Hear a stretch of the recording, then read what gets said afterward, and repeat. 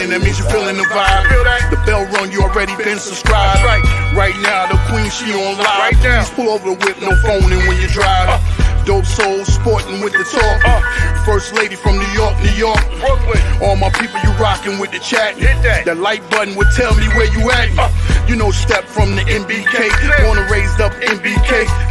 Hey, real lady where she holding it down. No matter way how you feel, she gon' greet you with a smile. Sister, you one of a kind. Yes. Oh, sister, it's time you That's shine. Dope Soul. Where you at? Where you at? Dope Soul. Where you at? Where you at? Dope Soul. What? Dope Soul. What? Your soul. Where you at? Where you at?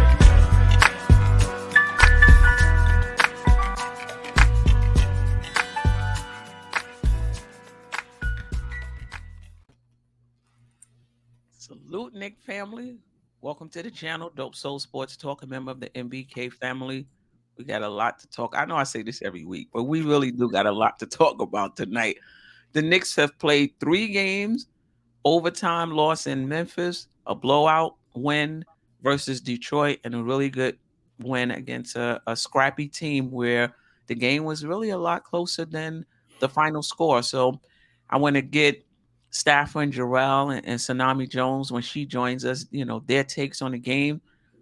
I want to talk about RJ Barrett. If it's too early to be concerned, I think it is, but I want to hear what you guys have to say. Talk a little bit about Randle, who I was most concerned about coming into the season, but he looks pretty good. And then we'll talk about Brunson. You know, is he everything we thought he would be for us? Are we seeing that over the first 3 games? So, Staffer, Jerrell, how are you? Salute to the chat. You see how nice our little boxes are?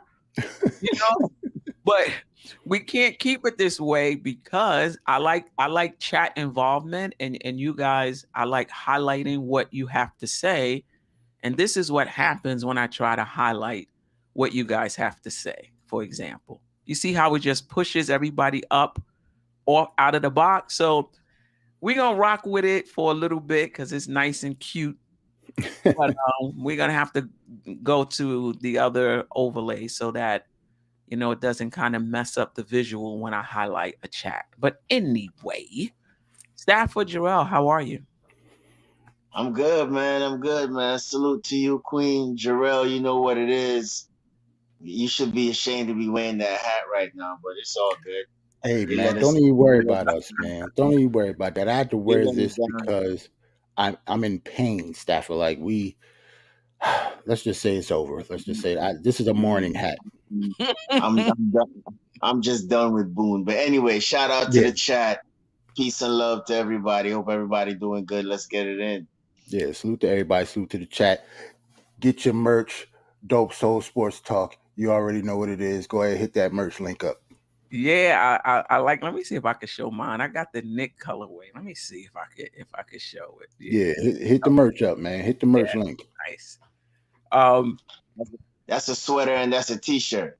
Yeah, this is a long sleeve t-shirt, but I got a lot. I got sweatshirts. I got beanies. I got a lot. Yeah, I got me a nice little hoodie. Yeah, it looks nice though. Looks good. Looks good. I appreciate you guys. All right, let's get right into it. You know, the hot topic. People already in the chat wanting to talk about RJ Barrett.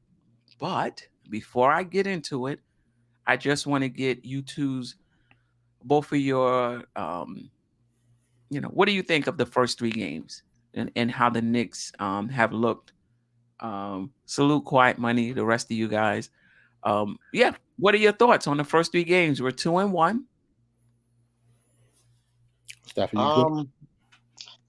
I think we a gritty team. We playing good defense. We definitely passing the rock a lot because I think in the past 3 games, we've been 20 plus in assists. The guys have been looking good. Brunson's been looking good. Randle been looking good. Mitch been looking good. Even though if one of the big 3 is not hitting, there's just always someone to step up. Mhm. right? We got guys like Hartenstein. Um, can't believe I'm saying this, but Cam Reddish, Mhm. he's been looking good. You know what I mean? He look like he's been getting comfortable, getting the offense. And I've been telling someone the other day that he belongs in the second unit. I know everybody want to see him start, but in my opinion, he gets to more shine when he's in the second unit. Mhm. Not, if you understand what I mean, Yeah, because I he's too much, yeah, too much offense in the first unit. Fournier, he's not been shooting well. I think his last game he was like 2 for 8 or something like that. So he needs to step up. And the bench, they've been coming together. They've been looking they like look like they have a continuity now. Mhm. So I can't complain. We was right there in the first game in Memphis. Um, Detroit, that was an easy blowout, and yesterday, to tell you the truth, I was pretty worried a little bit because I know how Orlando plays us, and they're young and athletic, and they run, and that was our kryptonite last year. We was just a little too slow, and the young boys used to run us out the gym. Right. So, but yesterday, we managed to held them back, even though they took like a 1 point or 2 point lead in the fourth quarter. But we came back, and dug it out, and we beaten the teams that we supposed to beat. So I'm looking for a good season. Yeah, definitely. Welcome, Tsunami. What's up? What's Salute, up? salute, salute, salute, salute. Salute. So Um, now, Jerrell, your initial thoughts on our 2-1 start, and then I'll get to say ask Tsunami the same question. Yeah, a lot has happened since we last met up. Like this is Yeah. our first show of the season, right? Right? Yeah. So yeah, Giants 6-1. Might as well get that out there. You know what I'm saying? oh Lord, Yeah, yeah, yeah. We had to get that out of there in the see first place. shots flying in already. Good event Damn. at the home opener for NBK. I like that. I went there and saw a lot of people in person that's in the chat and Steph as well. Yep. Very, very good event for the first home opener of the season. I want to echo Stafford what he said. Like our first three games is pretty much like he said. You have to beat the teams that you're supposed to beat. Like the Memphis game was close. I actually think we should have won that game too. Um, I don't know. Like this team is going to go as far as Jalen Brunson and Julius Randle takes them. Like they've obviously been the best two players on the team. Julius is playing very, very nicely. Like if we get this Julius Randle for the rest of the season, I'm good. Mhm. Like I have no problems with his play. My point guard is my point guard. I've already said that numerous times. So yeah, Jalen Brunson, he just so happened to get his first three turnovers all in one game, the last game, because It I was was really wild. Yep. Right, right. right, I was really going to talk my stuff about the no turnovers, but yeah, he had three of them.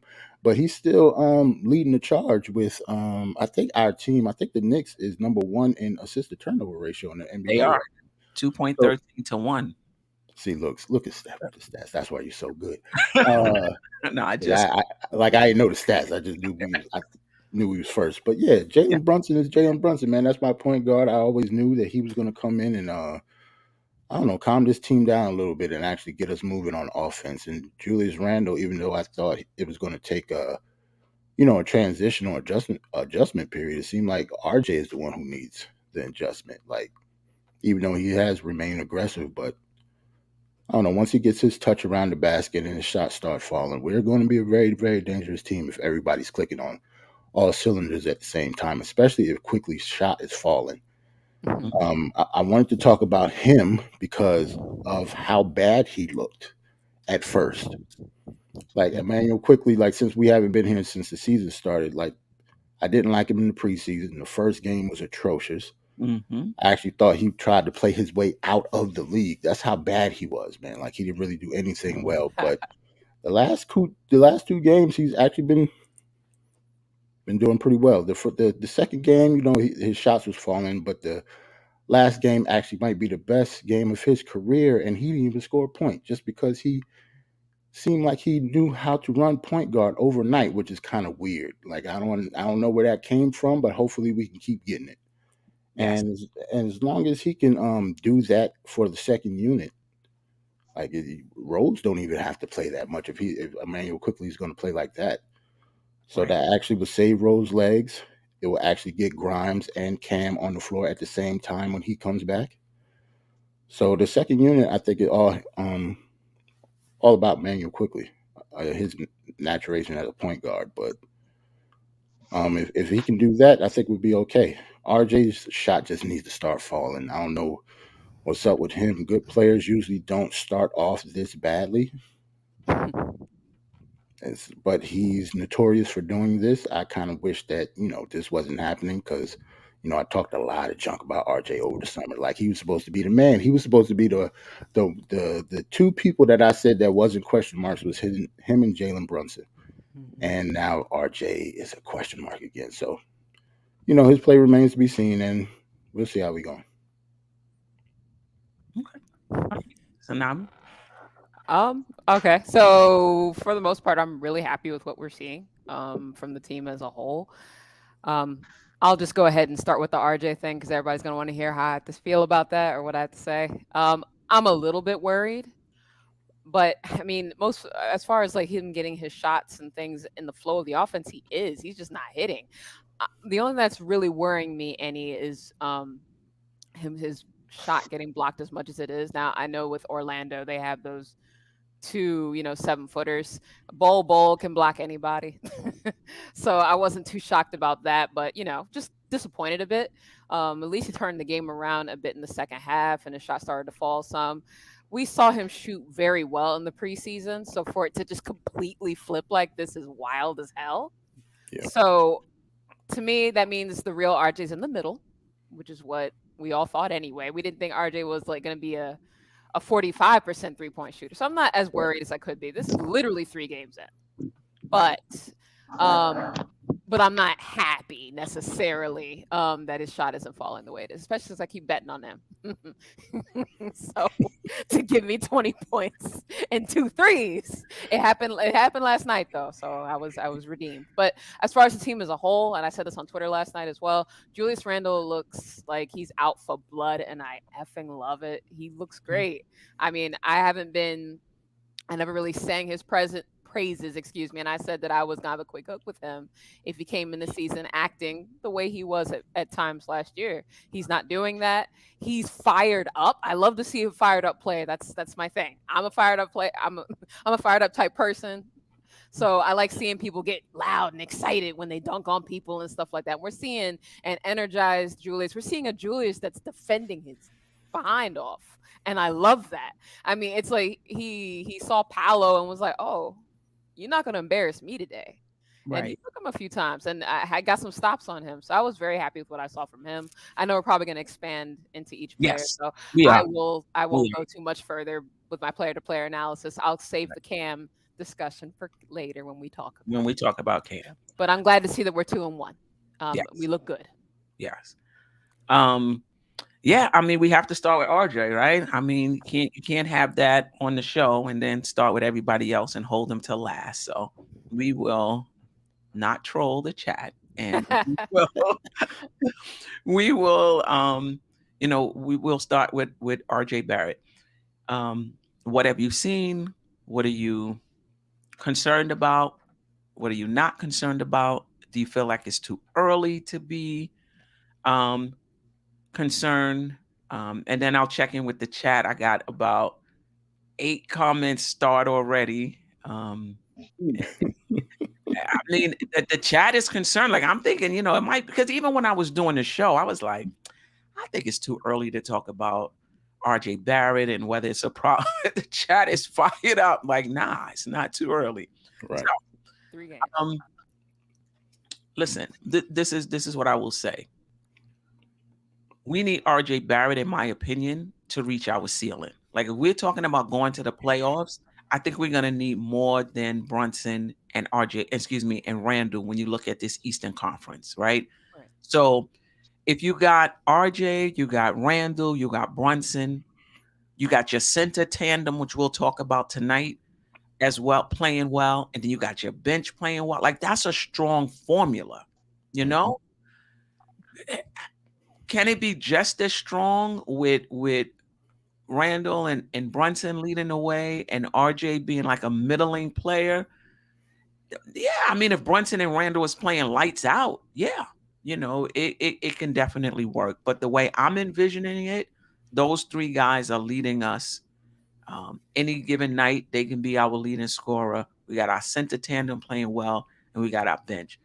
The thing with RJ is in the preseason, basically you saw catch and shoot and going to the rim. Mm-hmm. You didn't see a lot of mid range. What's happening, what I'm seeing is he's being run off the 3-point line. Either he has to take a contested shot. Some of them are open, don't get me wrong. Some of them are open, but not as wide open as he was in preseason. And he's had to put the ball on the floor a lot. Once RJ Barrett starts trying to create a shot, I get nervous. Once RJ Barrett put the ball on the floor, a couple of dribbles and have to pull up, I get a little nervous. I know it's something he's been working on, right? But it's just not there yet. Am I super worried? I got to be honest. I am not. Like, I'm not worried at all about RJ Barrett. I think he's going to come along. And for me, part of it is because I never saw RJ Barrett as a star anyway. I never saw RJ Barrett as a superstar anyway. I just saw him as one part of the team. So I'm not like, oh my God, like the superstars, like he's just struggling now, coming out the gate. He's gonna get it together. He's gonna be, one part of the team, important part of the team. But you can't have somebody shooting well, anyway, we'll get into it. But for me, that was one of the reasons why I never saw him as a star, because I never saw him as a good shooter. And I never saw him as becoming a good shooter. I always thought his bread and butter would be a Butler type, attacking the rim, type player, can keep you honest from three, something Butler can't even do, and hitting his free throws. Like that's how I saw RJ Barrett. Maybe a third, second at the ceiling, or a third piece on the championship contending teams. I'm not super disappointed, but we're not a top heavy team.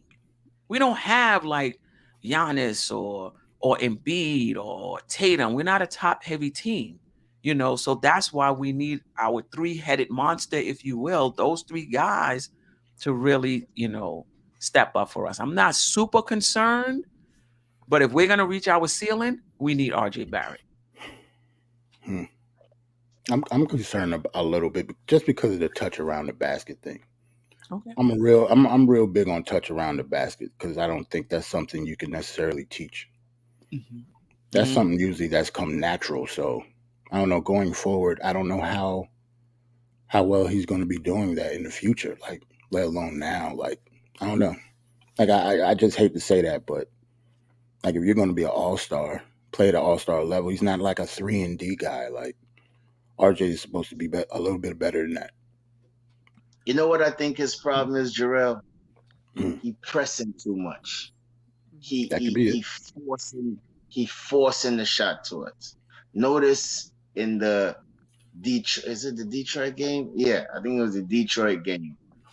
When he was playmaking and not looking for his shot, his first 4 passes was assists, right? And then they start looking for him, and then he got into the groove, and then he start making shots. And I think that's how he has to play, right? Stop, trying to force your shot. If it's not there, pass the ball.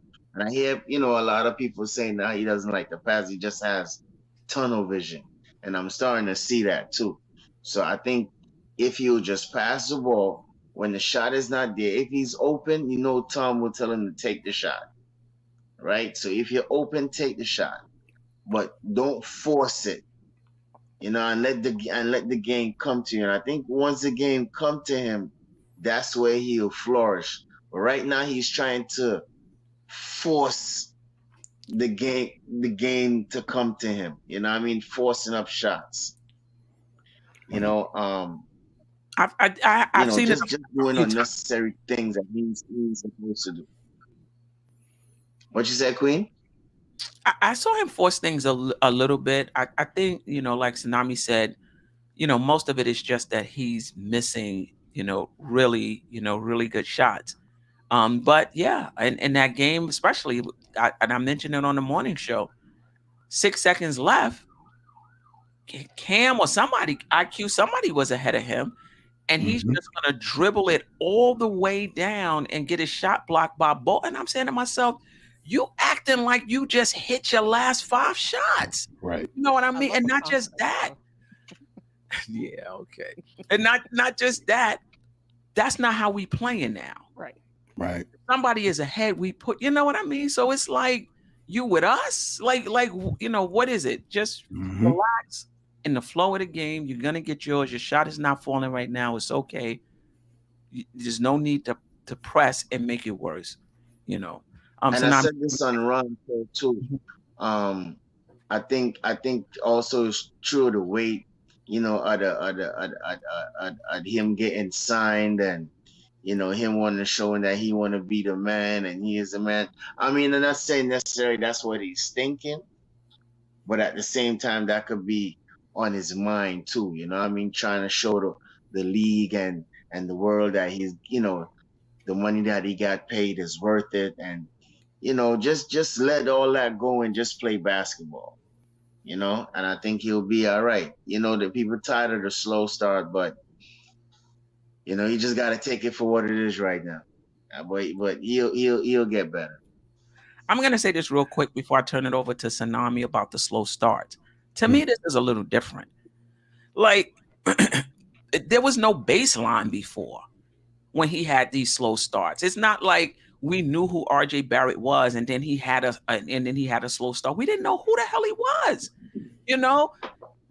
He came into his own December, January, whatever it is, and to me, that's RJ Barrett. Now I can say he's getting off to a slow start, but prior to that, he was coming into his own. So, to me, to have a slow start, you got to be established.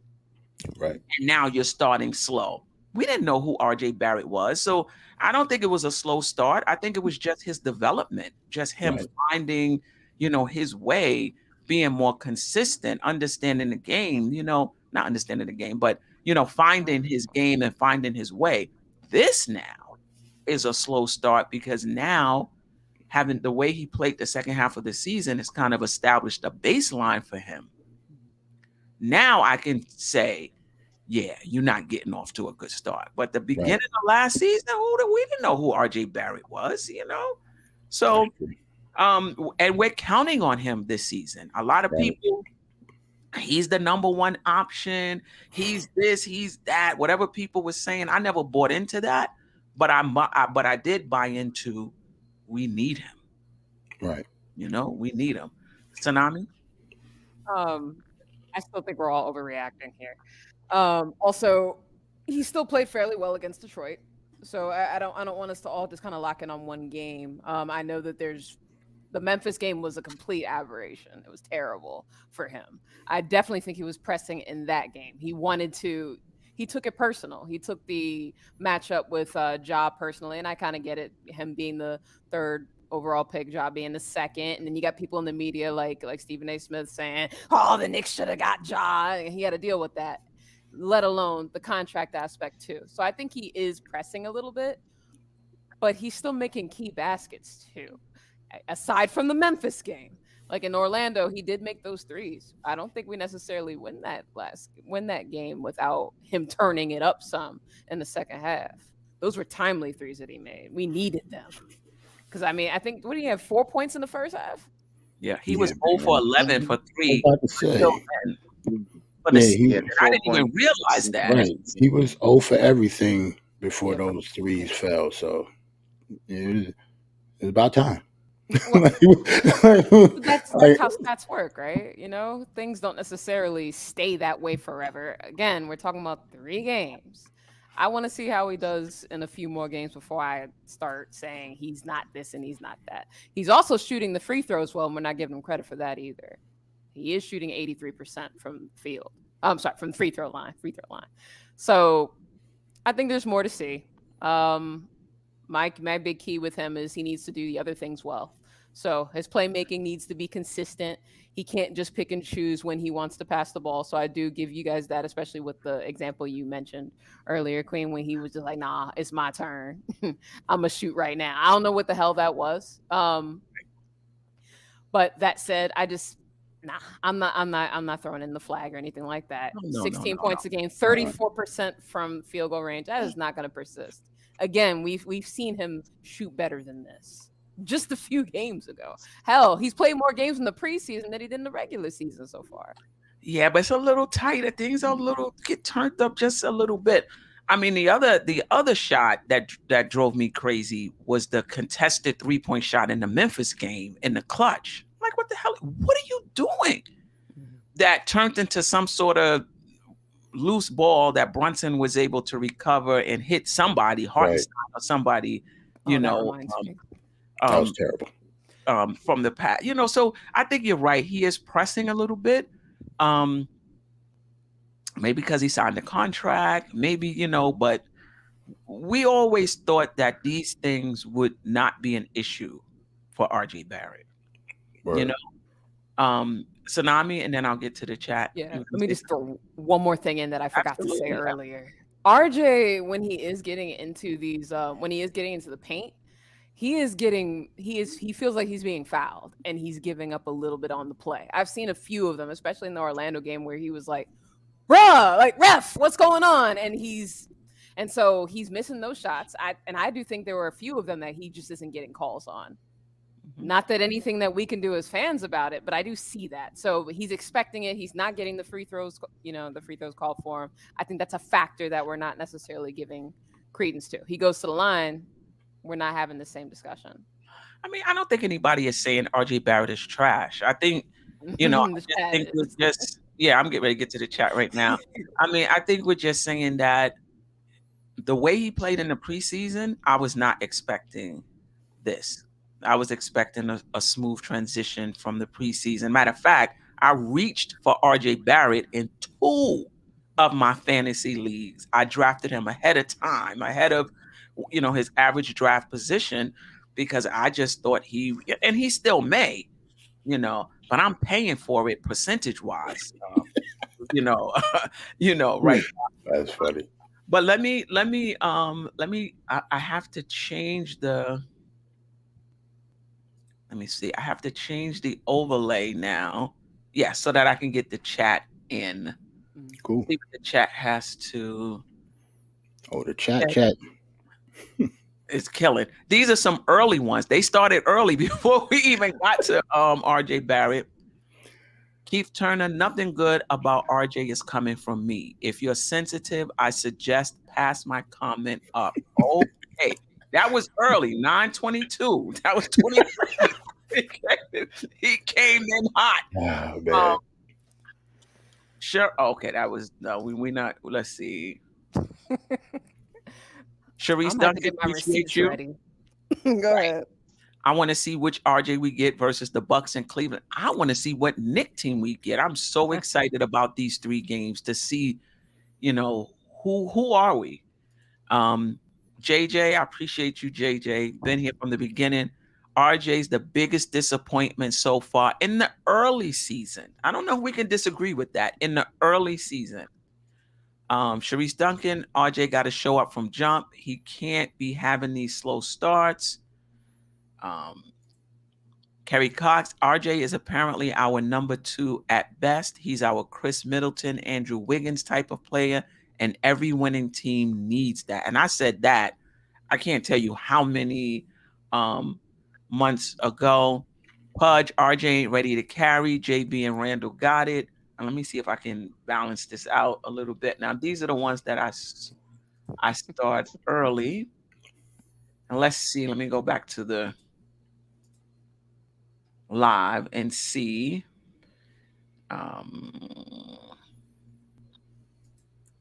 King RJ staying hated all day. Those are excuses.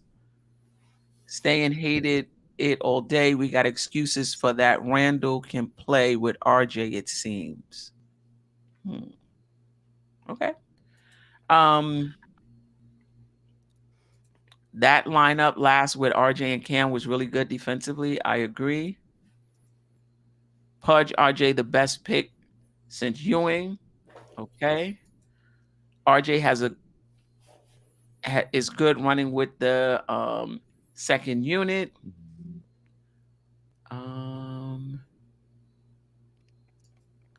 Hit that like button. Appreciate you. I like that comment. Right. RJ didn't sign these cats autographs or something. Yeah, I mean, listen. Yeah, but he had a bad week, man. Like, what we supposed to say about him? Like, he played well. Like, he didn't play well. He had a bad week. Not saying that he can't have a good week in the future, but I'm not going to sit here and praise RJ Barrett after the week he just had.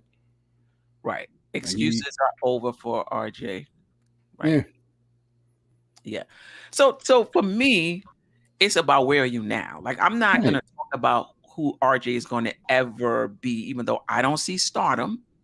But if he becomes a star, like, I'm not keeping him from being a star. Just because I don't see it don't mean he can't become it, you know? But I'm talking about what I'm seeing right now. From Quickly, what I'm seeing right now. From Cam, what I'm seeing right now. Next week, when we come back, we're going to be talking about a whole new RJ. So I don't think, I hope people aren't jumping off the ledge when it comes to RJ. We're just calling a spade, you know, for this particular week. Keith Turner, he was 4-14 at the end of the third quarter. Came through in the fourth. RJ's defense was much better against Orlando than against Memphis. That is true. Kerry Cox, well, it was a truly unimpressive 20 points. I ain't gonna front. The 20 points looked like it hurt. Like, that was a tough 20 points RJ had, man. Like, he was struggling out there, but, you know, he'll get it together, hopefully.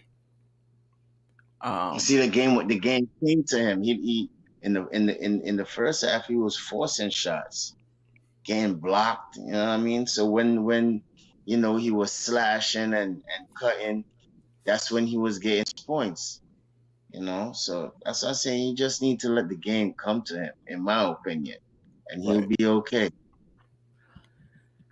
Listen, RJ need to knock down some shots. It's really that simple. It's just as simple as that. RJ needs to knock down some shots. Now, you know, sometimes, you know, the fourth quarter he had against Orlando, sometimes that gets you off the snide. You know, sometimes, you know, you see some baskets going in, you loosen up a little bit, and it carries over to the next game. That's what I'm hoping. Charlotte, it's not going to be an easy game. Even without LaMelo Ball, even without Rozier, even without Miles Bridges, they're 2-1. They had an impressive win against, you know, Atlanta, and they putting up points, 126 in you know, in two of their games. I'm not saying it's not a winnable game, but you need all your guns, you know. Anything else about RJ Barrett before we move on? Nah, he just hadn't been playing well. I think everybody knows that. We'll see. He'll get it together. Yes. And if I had to put money on it, I would put money on that he will get it together. If Charlotte doesn't have a real big man right now. I'm sorry, Steph. I didn't mean to. That's fine. They don't have a real big man right now, right? Well, they're going with Plumlee. They're going with what's the guy just picked him up from my fantasy team. PJ Washington, because he's not. PJ Washington plays 4 or 5, but they have someone else too, who actually plays behind Plumlee, athletic. Because they beat Atlanta. So is it Richard? I did keep that. Nick Richards or something like that? Yes, I saw his name and I was like, "Who the hell is that?" Okay, yes. Richards. Thank you, JJ. Yeah, Richard. But listen, Steve Clifford is back coaching them, And I always play around that's Tip's brother over there. So you know they're gonna be prepared. They're gonna play good defense. They have that next up mentality. You got to earn what you get. Nobody is feeling sorry for you. If somebody is down, who's next? You know, so the same. Let's talk about Brunson. Let's talk about Brunson. Is he That's fine. everything we hope for? There was one game, was a Detroit game or the Memphis game, where he didn't shoot well. But it's just apparent what he brings to our team, whether he's shooting well or not. But your initial impressions on Jalen Brunson? That's my point guard, man. A That's real my Floyd. right. So I waited. I was gonna let Jerrell take the floor. Yeah, that's my point guard, man. Jalen Brunson, man. Like, our offense is night and day, and he's not that bad of a defender either. Like, people was talking about, like he was some turnstile or something. Like, he's just short. Like, he can't help that. But other than that, he's not a bad defender, and he knows how to run a team. Like, it's not really much to say about Jalen Brunson. Like, he's just going to be solid because he's a solid player. Like, he's a really, really good point guard in the NBA. Like, he's going to be, I don't know, he's just going to be a leader for us. Like, if we have a winning record and if we go, not far, like, say we do get to like the 7 or 6 seed, like, Jalen Brunson is going to be or could be an all-star the way he's going to be playing. If his shots are falling, I don't see any other flaws to his game, really, especially on offense. Right.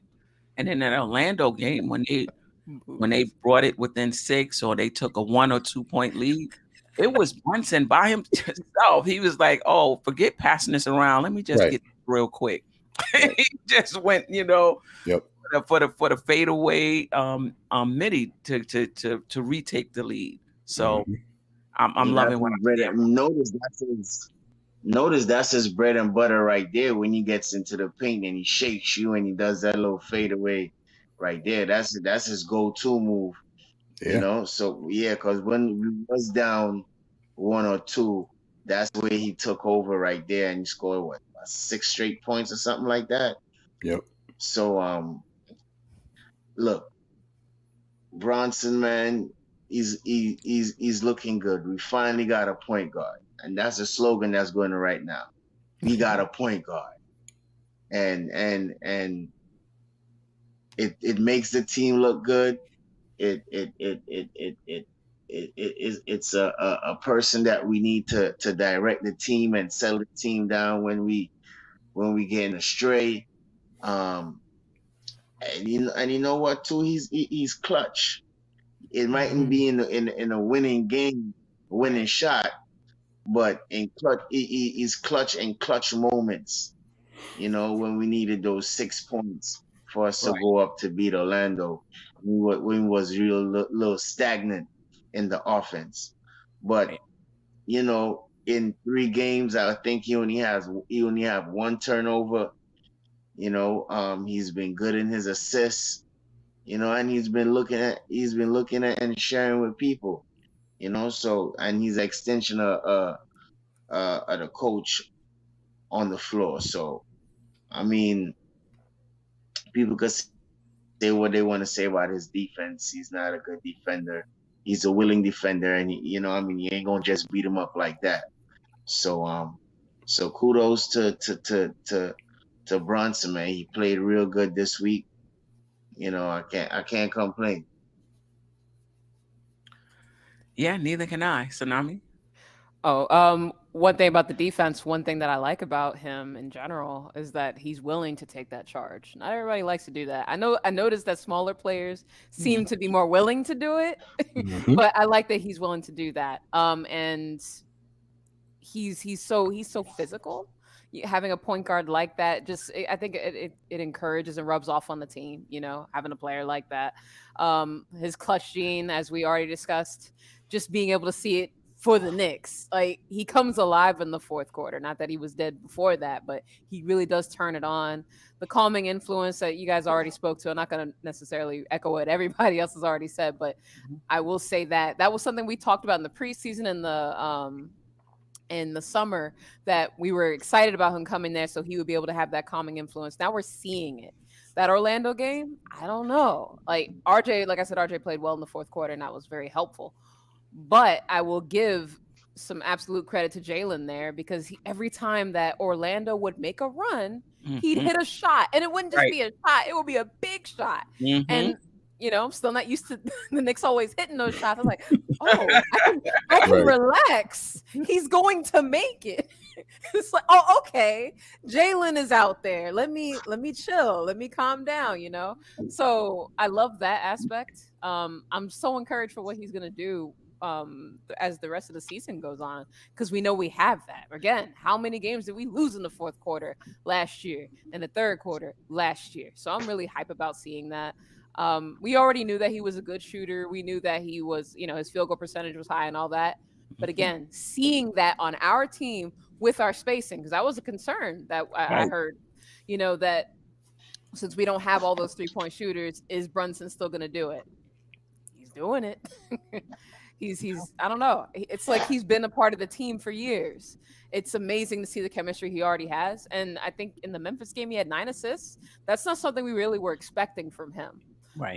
Some people were. I think Eddie was. Eddie had high hopes for his assist too, I think, if I recall correctly. But that said, to see that from game one, and then he's averaging at least those 6. I mean, I love how consistent he is as a gambler. I much appreciate what Jalen does. You know what you're getting every day. How many times can we say that from a New York Knick? Yeah, no doubt about it. True. Yeah, no doubt about it. And the other thing, coming into the season, and I know we're going to talk about Randle next, but getting the ball out of Randle's hand as the primary facilitator and the primary decision maker. Now, Randle has slid into a secondary role, but I don't even mind it now because it's just he's not taking over the entire game because Brunson is here. And that was one of the things that I wanted to see, Randle with a point guard. Now, some of it is work Randle's done on his own, but a part of it is how they've constructed this team where he doesn't have to facilitate the offense. Right. And it's just a beautiful sight to see Randle get the rebound, give it to Brunson, and just run up the court. Maybe that's why he's a little fresher than than before. Stop dribbling all. I'm sure his usage is down, but he's still leading us in scoring because he's efficient. But anyway, I want to get to what the chat is saying. Stafford, you wanted to say something about Brunson? Or did you say something already? No, he's good. I'm good. JB ain't smile yet might be my favorite comment I've seen so far. Okay? Because it's true. It's true. I love that about him. He's like a little Tibbs, except he doesn't yell. It's great. All right. Hell, Tibbs might have smiled more than him. Sorry, go ahead. Let's see what the chat is saying. Pudge, JB is the man. Rayology, appreciate you. Knicks got to win by committee, but I need to know if we real, regardless of the addition of Brunson, up against star talent. I'm with you, and that's why I'm super excited. Now, Rayology. What happened? What'd you say? What'd you say, Staff? No, I'm saying don't switch up now. Now I'm saying is Rayology? Rayology. Mm-hmm. Now I'm telling him don't switch up now. Rayology, because he looked like he's coming over to the good side now. He did say we was going to be like 8-28 in December. So don't ask if we real now. Don't jump on the bandwagon if we do be good. That's all I'm saying. Yeah, but I'm looking forward to these 3 games: Charlotte, Milwaukee, Cleveland, because I do want to see if we're for real. Whether we win or we don't win, I'm looking at how we play against those teams. So I'm super excited for that. Anthony Grant, I have Brunson on my fantasy team. He'll do fine. RJ will get it right. Tibbs is freezing out. Okay, I'll save that for the Cam conversation. I need to read the whole comment. Right. Hey. Fans were dissing JB all summer. Now they fans. Get them, Pudge. Get them. You know how we do. You know how we do, but get them anyway. JB needs to look for Mitch more. Okay. Brunson is a winner, leader, and doesn't need the spotlight. He is changing the dynamic of how we play. Shout out to E. Gibson. So, His handle is underrated too. Oh, very. what? Like, And footwork. And his footwork. Yeah. well, the footwork's the first thing I noticed, but the handle is subtle. Like his pass. All right, go ahead. Sorry, read the That's comments. Read okay. the comments. I'm hyped about him. Brunson doing a good job, and I see him getting better as the team syncs up. Reality, hit the like button, subscribe, and support. Word. Definitely. And those are the ones that I've saved. I'm sure. Are we able to star things? I see this function now, but I never paid attention to it before today. Are you guys able to? I'm not. I haven't tried. Do you right click it? No, Well, you'll see a star in the corner. Oh nah. Yeah. Can't do it. No, we can't. Okay. Wow. Nice. Wow. Let me see if I can get to it. It moved just that quick. But Nice said, I'm trying to find your comment, Nice. It moves pretty quick. Well, I see what he said. That put that up. Yeah, that he's going to be. Oh, here it is. Top 10. Oh, I thought it said top point guard. Oh, top no. 10 point guard in the league by the end of the season. I can see it. Yeah. That's what's up, man. Yeah. I'm glad people are coming around again with Jalen Brunson. He's gonna be y'all point guard soon too. I know you had dibs first, but he won me over. The jersey is in the mail. Listen, I will be wearing it. I was talking about Brunson 2 years ago. Yes. I was talking Yes. about Brunson 2 years ago. I'm like, we need a player like Brunson. This is who we need. And then we This is came with amazing. Kemba. I mean, I guess he wasn't available. So all right. Yeah. All right. All right, let's move on to Randle. I know Tsunami left some crumbs on the table, and when she was talking about Randle at the beginning, she said she wanted to save some. She wanted to save some for when we talk about Randle. I mean, it's so much to talk about when it comes to him, you know, because there was so many question marks coming into the season. Where's his head at? He on Twitter ripped, you know, losing weight and things like that, but we were more concerned not necessarily about his body, but about his mind. You know, how was his mind? That was going to be the number, you know, one thing. Now we have yet to run into any adversity, but I do know, and see how he, you know, responds to that. But Randle is similar to Tibbs. Tibbs can't make in-game adjustments, but from game to game, when you play that person, the team the second time, he got a new wrinkle. Randle is similar season to season, though. You know, he'll have a bad season, and he can't turn it around. He can't turn it around in season. Remember the twirl of pirouette we used to do? He could not turn that around in season. Couldn't turn it off. Worked on it. The next season, he was different. Same thing here. He couldn't turn it off. Just imploding like a little volcano all over the season. I'm being dramatic. It wasn't that bad. I like it though. Yeah, it wasn't that bad. I'm here for it. You was close though, Steph. You was close. Wasn't that bad, but you was close. Remember, this is Zen Randle we have. Right. And then now he's having this little meditation on the court. Yep. I saw him take deep breaths. I said, okay, you've been working. And you know, his mind is right. His body is right. He's been watching tape on, you know, how they play internationally and how the game has changed. He's making quicker decisions. He's making better decisions, and he's still bringing the ball up the court.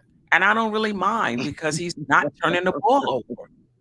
That was a big concern. Remember when Josh was on here saying he thinks he's still going to handle the ball? I was like dejected. I had to. Word. You were. Like I was dazed out. Like seriously, like how much? Are you serious? Like, for real. But I don't even mind because he's making good decisions and he's not turning the ball over. You know? Thoughts on Randle while I start with the chat is saying. I think Randle is playing fine. Like this is the Randle that I was gonna say, like, this is the Randle that we've always wanted. Like he's he adjusted to Jalen Brunson well. He's not handling the ball as much. His usage rate is down. His efficiency is up with the same stats. So yeah, this is the Randle that we always wanted. Like Steph said though, when adversity comes, that's when we're going to see if Julius Randle has really changed. Like not basketball wise. Like he's already adjusted to Brunson, you can tell, but like if and when we do go on a losing streak, that's when you're gonna see like the real Julius Randle. Just like you see with the real anybody, not just him, like anybody when they have adversity, that's when their real personality shows. So we'll see. Hopefully we won't have to see that Julius Randle though, because we won't go on a big losing streak. But yeah, Right. once we start losing like 2 or 3 games in a row, like we'll see how he does. What did RJ do? I thought we were off RJ. We are off I'm RJ. sorry. I saw that in the chat and I was just anyway. I'll piggyback off you, Jerrell. But I mean, I'm excited. I am excited with the Julius Randle that I am seeing. The only thing that somewhat scares me, just I'll throw one negative out there, but everything else I have to say is positive. It's just the threes. I hope that they start falling for him. So, that'll just bring us up even another level because that's the only thing that's not really falling for him right now. But I like the confidence in which he's playing with. He's not turning the ball over. I am not panicking when I see him with the ball now. That's great. I mean, because there were times last year where we were scared. Well, I'll speak for me, where I was nervous, when he had the ball because I just thought something terrible was going to happen. And I mentioned earlier about the defensive end. That's a big deal to me because that was one of my biggest qualms with him. In the game of basketball, and everybody knows this, you're going to go through shooting woes. It's a part of the game. What are you going to do when your shot's not falling? Randle, one thing I liked about him is that he rebounds well. He's still rebounding the hell out of the ball now, and he's defending, and doesn't matter who he gets switched on. So, like, I'm just really excited about that. And like Jerrell said, I mean, and like you said as well, Queen, that when he gets the ball, he's making these very fast decisions. Even if it's to take a shot I don't necessarily love, Right. I like the quickness of it. I like that. You can just tell he's not thinking anymore. He is just reacting. Right. So this is the Randle we want to see. And there was a lot of Knicks Twitter because I follow you guys. A lot of you cats that are on Knicks Twitter, I'll be reading. And a lot of people didn't forgive Randle, but I see now it's starting to come around a bit. I see it's changing, but we need to see more from him. If he continues to play like this, especially at home, that's what blew me last night. I did not expect him to come out and shoot like that and act like he did at home. The crowd got behind him. Right. This is wonderful. I'm very excited to see what he continues to do. But we need to see how he plays in the fourth quarter, in tight situations. He didn't look like he panicked last night, so that was encouraging too, because that was one of the concerns we had as well. Fourth quarter Randle, what's he going to do?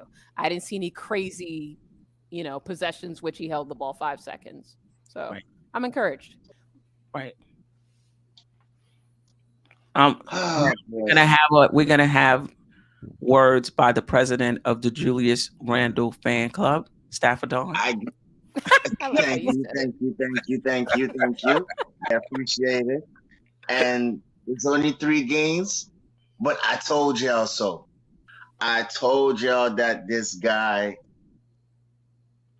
is gonna handle the pressure and is built for New York. I told y'all he was gonna fit in, which he is seemingly fitting in. He's been doing the things that I said that he needed to do. And I couldn't be a much prouder big brother. To see my little brother doing his thing out there. Victory lap. Look, man. I fought for this guy. I put this guy on my sleeve. Okay? I've had debates with a lot of people. Okay? And for them to be shouting MVP in the last game, that makes me feel like a proud big brother. And he is, I ain't gonna front, he's doing this thing. People say he was gonna be the third option. He's leading the team in scoring. He's leading the team in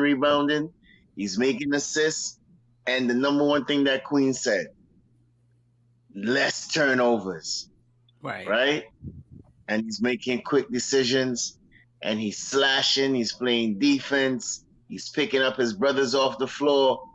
And I mean, he's calling team huddles. He's showing that he wants to be a leader.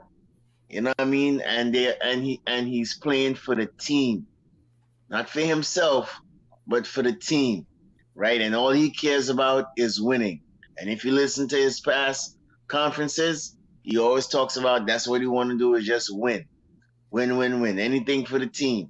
So I'm just proud of my little brother, man. Just keep doing your thing. And he said he's gonna let his game speak. And I've been saying that. Just go out there and play your game, and it will speak, and the people will love you again. And that's what he's doing, playing his game. Yeah. I mean, I don't think he needs to be, all NBA, but if he's somewhere between that and what we saw last season, I'll take it. It raises the ceiling of the Knicks, because in a bad season, he was 20-10-5.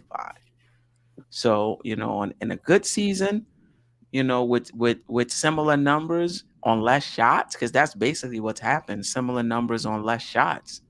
Let's see what the Jerrell, did you say what you needed to say? On Randle? Yeah. You did. All right. Randle's good. All right, let's see what the chat. Good summary, Jerrell. Yeah. I mean, right. Let's see what the chat has to say, because they was giving Randle the business. E. Gibson, Randle's body language is different too, especially with JB at the point. He is buying into the team concept thus far. And listen, I think for all of our guys, like for me, I'm not getting too high and I'm not getting too low. I'm not getting too low on RJ. I'm not getting too high on Randle. We need to see a larger sample size, but I like what I'm seeing so far. Randle's going back to the All-Star game. Well, if it was just a 3-game sample size, yeah, I would agree. And RJ would go to the trash, right? Yes. RJ, right? Yes. Right. RJ would be in Hawaii clearing his head during All-Star break, getting himself together for the season. Right. Let's see how he looks by Thanksgiving. So far, I have to admit, he's been really good overall.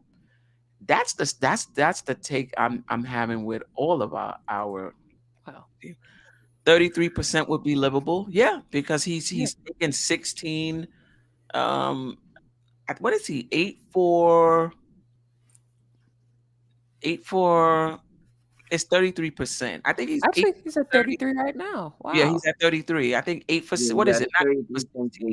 Yeah, I think he probably looked it up. He probably knew it was 33. That's why. Yeah, I knew it was 33. 6 for 18. I think he is 6 for 18 for 33%. Sharice Duncan, very astute. As a team, our threes are not falling. We're shooting 30% as a team. That's true. Yeah, I think we're like 25th or something like that in the league. That's correct. Or something like that. Yeah. Randle and JB has been our best players so far. So far, that is true. Julius is doing what we need him to do. Is it that bad, Nick? 23% for quick. Let me look this up. I didn't know. Yeah. We're not shooting well from the three. And look at RJ. Remember, RJ was 0 for 11. Yeah, I saw his already. He's the only one I looked up. So it's not going to stay like that. Last year we shot 37% as a team. So we'll get better. Randle, the number 3 option, y'all hilarious. Listen, the way he looked. Yeah. Last season, still our best player, ally-wise. Paris Doug, appreciate you. Brunson been working on Randle since this summer. Wined and dined him. Julie, he's playing fast. He is. Yes, he is. Focused on ball. And Rayology said, nobody calling me out because I've been too sick to appear. But if people want to call me out, that's cool. Because Rayology was on Randle hard. But I know. It's 3 games. It's 3 games. It's 3 games. It's okay to be in wait and see mode. For 3 games. Yeah, he's looking good so far. Fans put Randle through it, and you can even say Randle put the fans through it. Oh, by I like that. Yes. how he played, right? Mhm. Um, His wife is out for receipts too. She cracking me up on Twitter. I'm like, talk your smack. Go ahead. That's what you but should do. I mean, the criticism was fair, It was. but Well, some of it was just venomous, though. It wasn't like, wow, he's playing terrible. He needs to be better. Oh, get him out of here! It was a bit venomous, but we shall see. All right, let's move on to Mitchell. Let's move on to Mitchell Robinson, Oh, Put some when you did respect your on his hands like that, name. I thought you were going to Cam. I didn't know. All right, go ahead. I was trying to Sam. start the starters, but let me move Cam up. After we do the starters, I'm gonna put him first, right after the starters. Okay. Mitch is playing better. I think a lot of what he's doing is not showing up in the stat sheet. And that's what I wanted to see coming into the season. A lot of activity. Where even if you're not blocking shots, you're contesting shots, you're defending on like you're all over the place. I still can't get with the rebounding, the 5 rebounds, 4 offensive, 1 defensive rebound. Oh, it's because he's out on the heart. Everybody is in the same position Mitch is in. Randle plays on the wing. So I can't with that, but I appreciate what he does. Offensive rebounding. I need a little more defensive rebounding from Mitch, but his activity, he's defending on the perimeter now. I'm happy with Mitch. Would I like to see a double and 2 blocks? Would I like to see it statistically as well? Yes, I would. But I have no complaints about Mitch, and they're splitting time, him and iHeart, depending on what Tibbs is seeing that particular game and what we need. iHeart still came in and grabbed more rebounds in his 18 minutes. He had 9 rebounds. But anyway. As soon as I saw that in the box score, I'm like, Steph coming for him. Steph coming, and you did. Because we've been talking about it all summer. Like Randle is not in the game though. Randle's not in the game, and Obi don't rebound like that. So it's Hartenstein's duty to get those rebounds. If it ain't IQ, it's his Hartenstein. As I say, Obi ain't grabbing no rebounds. Well, I mean, it's Mitch's job too, because it's not like it's not like I don't expect him to. In the starting lineup. Mitch is in the starting lineup, but when you see Randle grabbing everything, where is he coming in to grab anything? That's why he's more on a force on the offensive. You can grab him from he got to grab from some right? Yeah. He ain't like Randle ain't Dennis Rodman. He's not grabbing all the rebounds, Stafford. Like he averaged like 10. Yeah, I'm not sure what that's about from Mitch, but I got all the excuses starred. So when we get to that part from the chat about why he can't get more reality, you can't call in, but what I will do is a little later I will drop the link. There's a little Twitter battle about what he said as far as that's going on in the chat. Y'all be nice to Rayology, man. Yeah, bring the fake Maxwell in real quick. Yeah. I mean, I wouldn't say a scrub David L, but he did not look well. See, this is the thing with us. It's the primacy effect. Whoever we see last is imprinted in our mind. We forget about how Mitch looked against that Memphis game in Memphis. Right. Like a rag doll. Steve Adams. Told you. I said it. But the same thing with Hartenstein as well. Steve Adams was like a bulldog. Yep. I said it in our pregame, man. That was the matchup that scared me the most. He don't never play well against Steven Adams. Steven Adams is just not. He's too strong for Mitch. Mitch doesn't play well against strong players. He just doesn't. All right. But Jerrell, I'm gonna let you go before I let the president. I mean, Mitch is Mitch, man. Like, I don't know, like you said before, like he does a lot of stuff that doesn't, stuff the stat sheet. Like I like his energy on the court. He obviously is playing good defense. But yeah, he's not a stat stuffer. So I don't know. I don't know what to say about that. Like, What do you say about your center that only gets one defensive rebound in a game? Like what do you like? I don't even know an excuse for that. Like that's weird. Like it doesn't make much sense, to be honest. But I don't want to crap on Mitch because he is playing well. Other than that, he doesn't. He hasn't showed any offensive game. But the stuff that he does do well on offense, like maybe they can look for him a little bit more pick and roll. But I don't know. Mitch is going to be Mitch. I don't see a fall off or a ascension from him. He's just going to be the same. That's it. Listen, I don't want to hear about Mitch.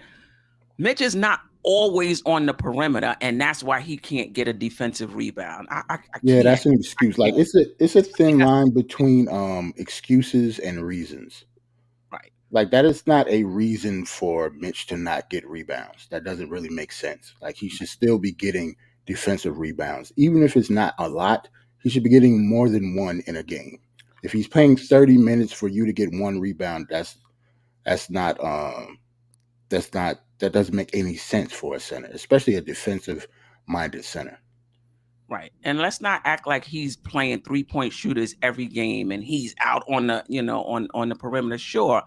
When when guys are getting beat on the perimeter, Mitch is stepping up in the key. It's not, they coming to him. Right. Right. Because somebody got beat on the perimeter. So he has to step up, a foot or two. Let's not act like he's playing the 3-point line, right. Throughout the entire game. But listen, he played well against the last game we had, the last 2 games we had. It's been an uneven performance, but for the most part, he's played well. I just have an issue with the defensive rebounding, and I think he's playing, on the perimeter is just an excuse. He's just not a good defensive rebounder. Let me hit Sherman real quick. He says, Jerrell, you do not make sense. You don't understand defense. Mitch is a help defender. I do understand defense, and him being a help defender has nothing to do with him grabbing defensive rebounds. Please type in the chat how that makes sense. Right. Right. I mean, we acting like he's running to half court, and now he can't get back to get a defensive rebound. I mean, I get it. There's sometimes he's out of position, but you can't say that all the time. Randle plays on the wing and gets more rebounds. He doesn't even play as deep down as Mitch plays. But this is what happens when you have, defend. Like you can like a player, but try to see both sides. Like you can like a player and still be able to say, yeah, you know what, you're right about that. When it comes to Mitch and these defensive rebounds, it's just a thing that just happens for him. He's always been that way. We're just asking him to do better at it. That's all. Yeah. And I will, ally wise, we will check it out. President? Yeah, I saw that. Yeah, I saw that. President.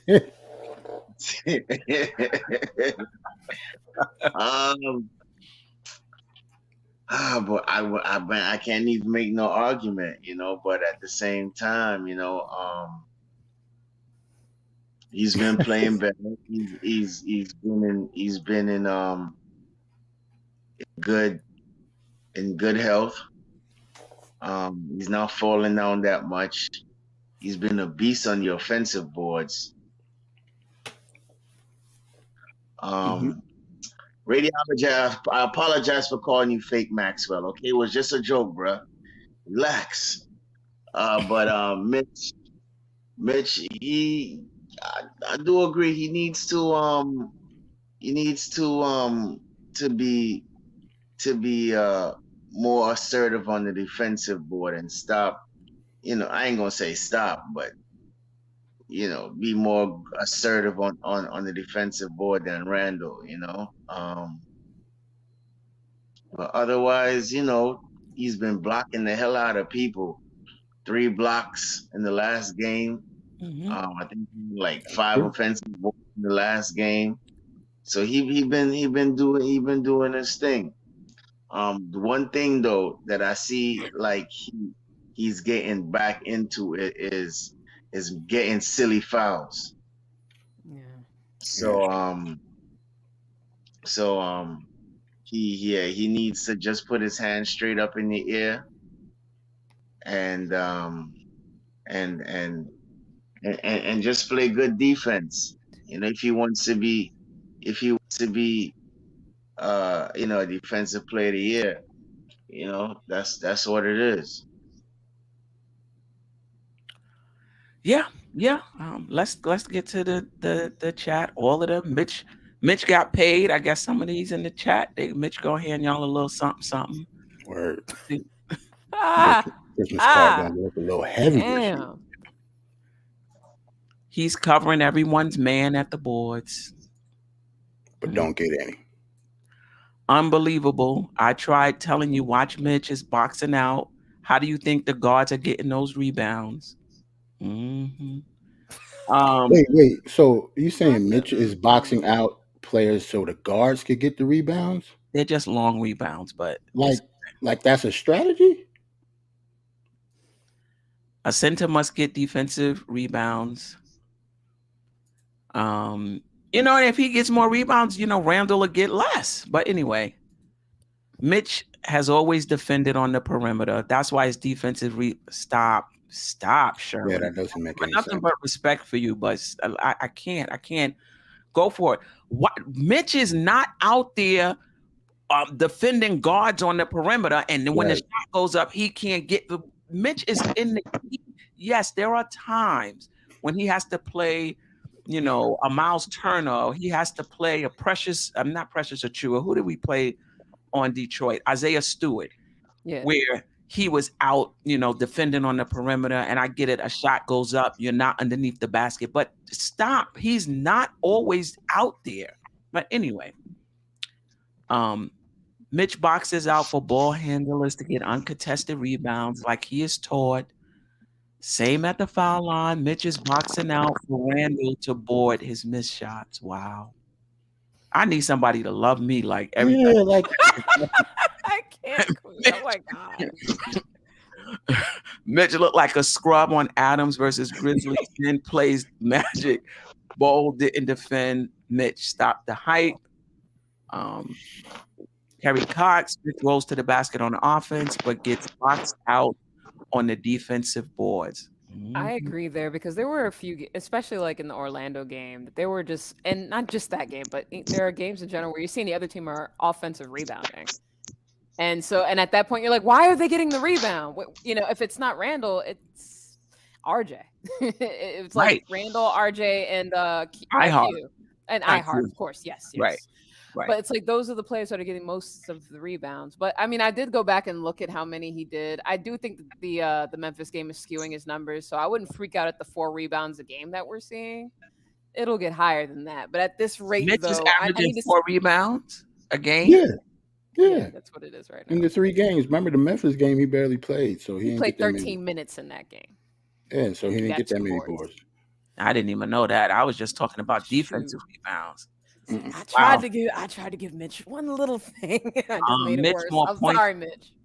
Yeah, Mitch more points than iHeart more rebounds. Some guys just have a knack for the offensive, but I don't know. Usually when you see guys who have a knack for rebounding, it's on both ends. I've never seen that. You have a knack on the offensive end and not on the defensive end. RJ is out rebounding Mitch right now, so sleeping on. And RJ is playing on the perimeter. Jeffrey Clafter, tough to contest the drive and rebound. RJ does it. RJ plays out on the perimeter, and he's averaging more rebounds than Mitch. IQ is averaging more rebounds than Mitch. IQ is averaging more rebounds than Mitch. They play on the perimeter. He is. What? Okay, 5.3. But it's 5.3. And they play on the perimeter. Okay, those are all right. Those are long rebounds that they're getting. All right. Understood. Mitch,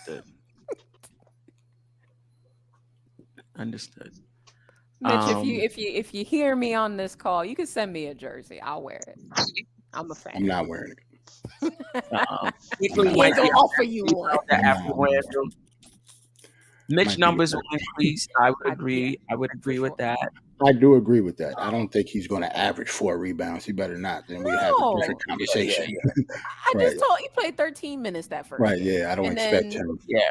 I expect his numbers to go up. We're just talking about right now. Like And then 23 minutes against Detroit, since we blew them out, he would have had more if he stayed in a little bit there. This, I've I watched mean, not to Mitch. give this.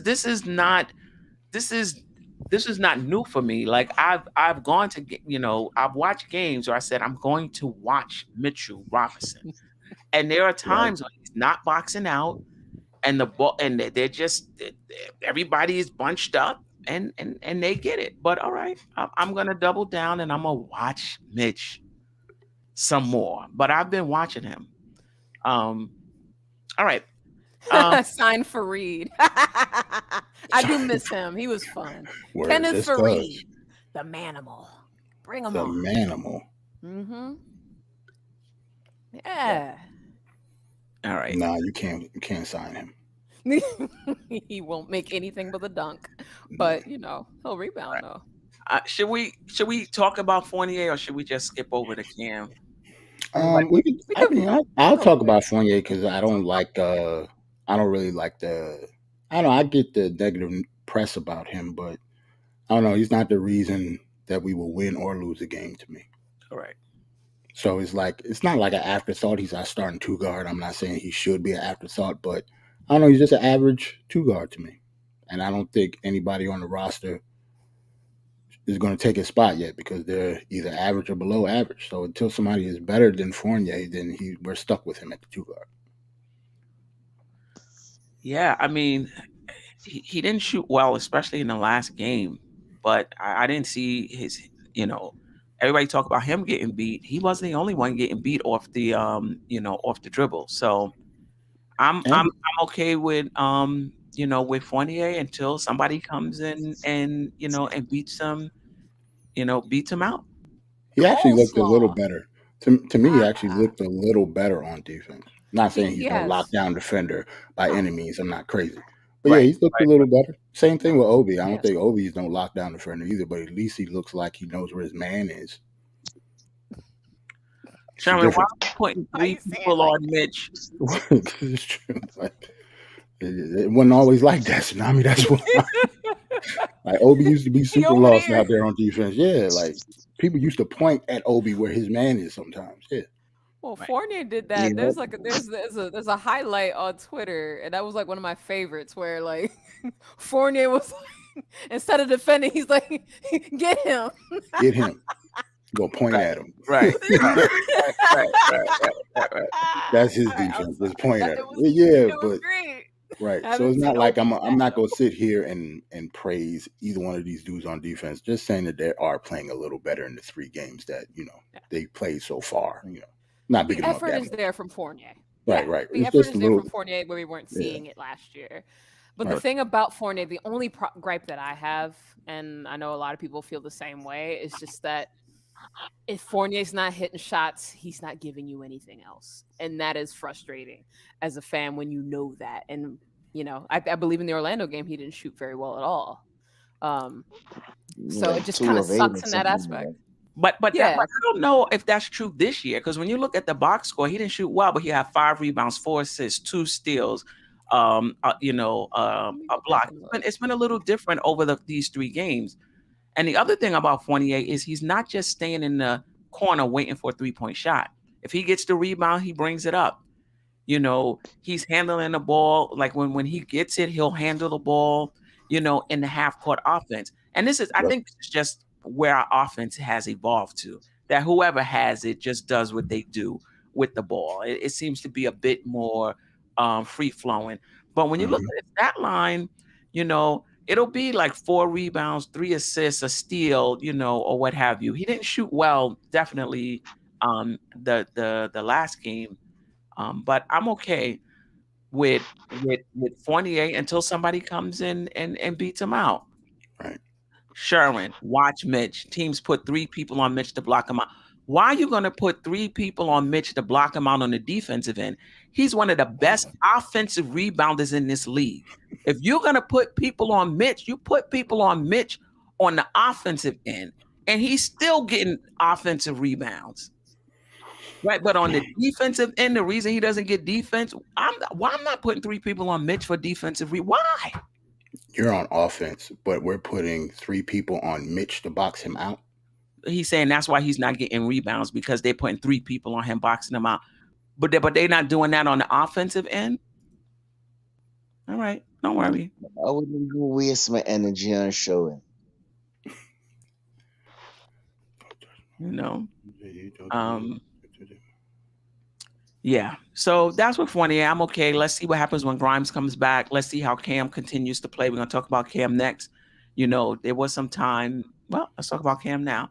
When Cam and RJ was in the game together, and I like that. You know, actually, wasn't a whole bunch of minutes when they were on the court together, but I actually did like it. I mean, the issue there is the shooting, but Fournier hasn't been shooting well. RJ's not shooting well. Cam has been shooting well. 53%. Yeah. So thoughts on Cam? 55%, 0.6. Yeah, what Stafford say? I've been telling y'all about Cam all summer. Been wearing Cam on my sleeve. I'm proud of my little brother Cam. You know what I'm saying? I'm proud of my little brother Cam. I give kudos to where kudos props. is given to. His props. You did. Right? Not gonna lie, you did. With 22. He came out in 22 points in Memphis. He put us on his back and took us to overtime. Big clutch 3-pointer. He's been defending. That's the most thing I've been seeing. Is more impressive to me is his defense. He has the tools, but he could be a lot more better as a defender. But at the same time, shoot, what can I say? He's he look like he's getting more comfortable in the offense. I said it before, I'd rather see him on the second unit.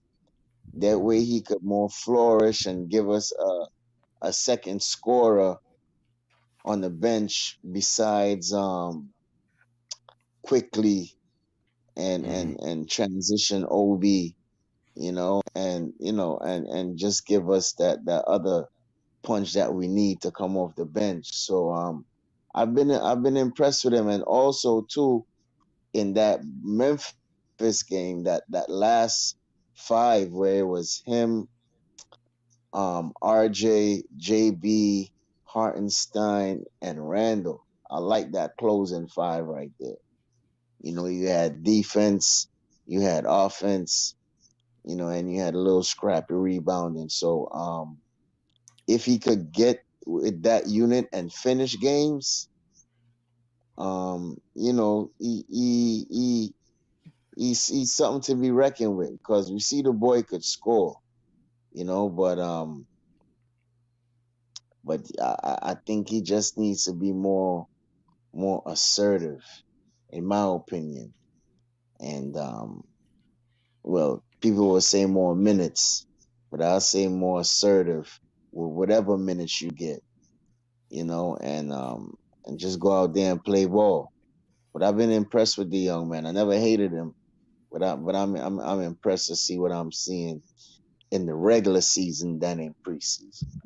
Right. I mean, basically, Cam had to show improve. I think for what we saw in the up until this point was not much. And I think, the Cam fans was basically just saying they believe it would come.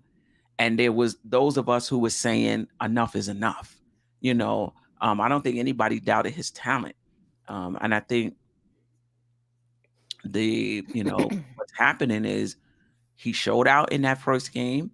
Since then, he's playing within the flow of the offense, taking what the offense gives him, not forcing things. I'm not going to say he's been all world, but in the time that he's been out there, he's been playing very well. He's hitting a shot. He's that pass to Obi, from out of bounds. Cam just knows how to play basketball.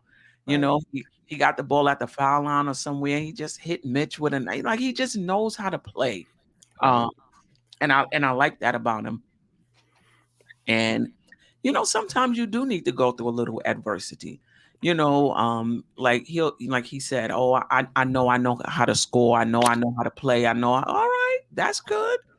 But you got to know Tibbs and how we do things over here. Right. And I think now, even Tibbs said the way he's practicing and, the way he practices, that's where it starts. He sees the difference. So, if you want to get playing time on this team, Tibbs has to trust you. So that's what I'm hoping is happening. That Tibbs is trusting him and that he continues to deliver. At this point, I just want Cam to stay healthy. Same. Because I've seen the ability. I know what he can do. I do agree with, even though I really, really like Cam's game and I know what he can do, right? I do agree with Stafford about not starting him though. Just because when Cam gets the ball, I want him to be able to do whatever he does with it. That's the only reason I don't want him to start, because I don't think they're gonna give, like, if he started with the ball being in Brunson and Randle and RJ's hand all the time, I don't think Cam can be Cam with them. At least not at this point. For him to get comfortable, I want him to with the ball in his hand for the most part, and I would like him to be on the, coming off the bench, still, and plus he can still play more minutes than Fournier, depending on how well he plays. But I want him to come off the bench just so he can see how the game is going. Hopefully he can come in a little bit sooner than Tibbs put him in the last couple games. But yeah, I want Cam to come off the bench simply because he could just go ham every time he come in the game. Because I don't really think that right. I don't really think that many people can stick him or guard him one-on-one, especially coming off the bench in the NBA. I think he's a walking bucket coming off the bench. Mm-hmm. That Euro step is undefeated, okay? Like I love when he kept doling that out against the Memphis games. I was like, oh, he's going to it again. Okay, and it's an automatic bucket with the Euro step, as long as they don't, call anything foolish on them ref-wise. But that said, I mean, I was ecstatic as far as the Memphis game went. It was just about time he had a Cam game that everybody could see, where he pulled out, his bag of tricks, and we got to see all of it. And he was shooting the ball so poorly in the preseason too. So for him to have a game like that was just needed. The last two games, well, I will say this, in the Orlando game, he got the ball a bit more, and it made me very happy to see that. It looks like the bench unit is starting to gel with him out there. And I'm not going to put everything all on IQ or anything like that, but there was something that was being noticed before that now is seemingly has gotten resolved. I will phrase it like that. Because I'm not trying to start any wars here, but I did notice what I noticed before. Y'all know. I think they be reading Twitter, because he came right out. The first two passes was to Cam. Did you see that? Did you? State made a video about it, but it makes and then he sense, blocked though. State. Yeah, he blocked State in the next game. It forced him. I don't think it was for him, but it was noticeable. I was arguing with a fan on Twitter about it. I'm like, come on, you can't not see it. But anyway, that said, I'm happy that Cam is playing this well. I'm glad his defense is still speaking for him first too. Right. I like the way he plays the passing lanes. It's exciting to watch him out there. And I hope he continues to get more minutes. I hope he continues to make threes.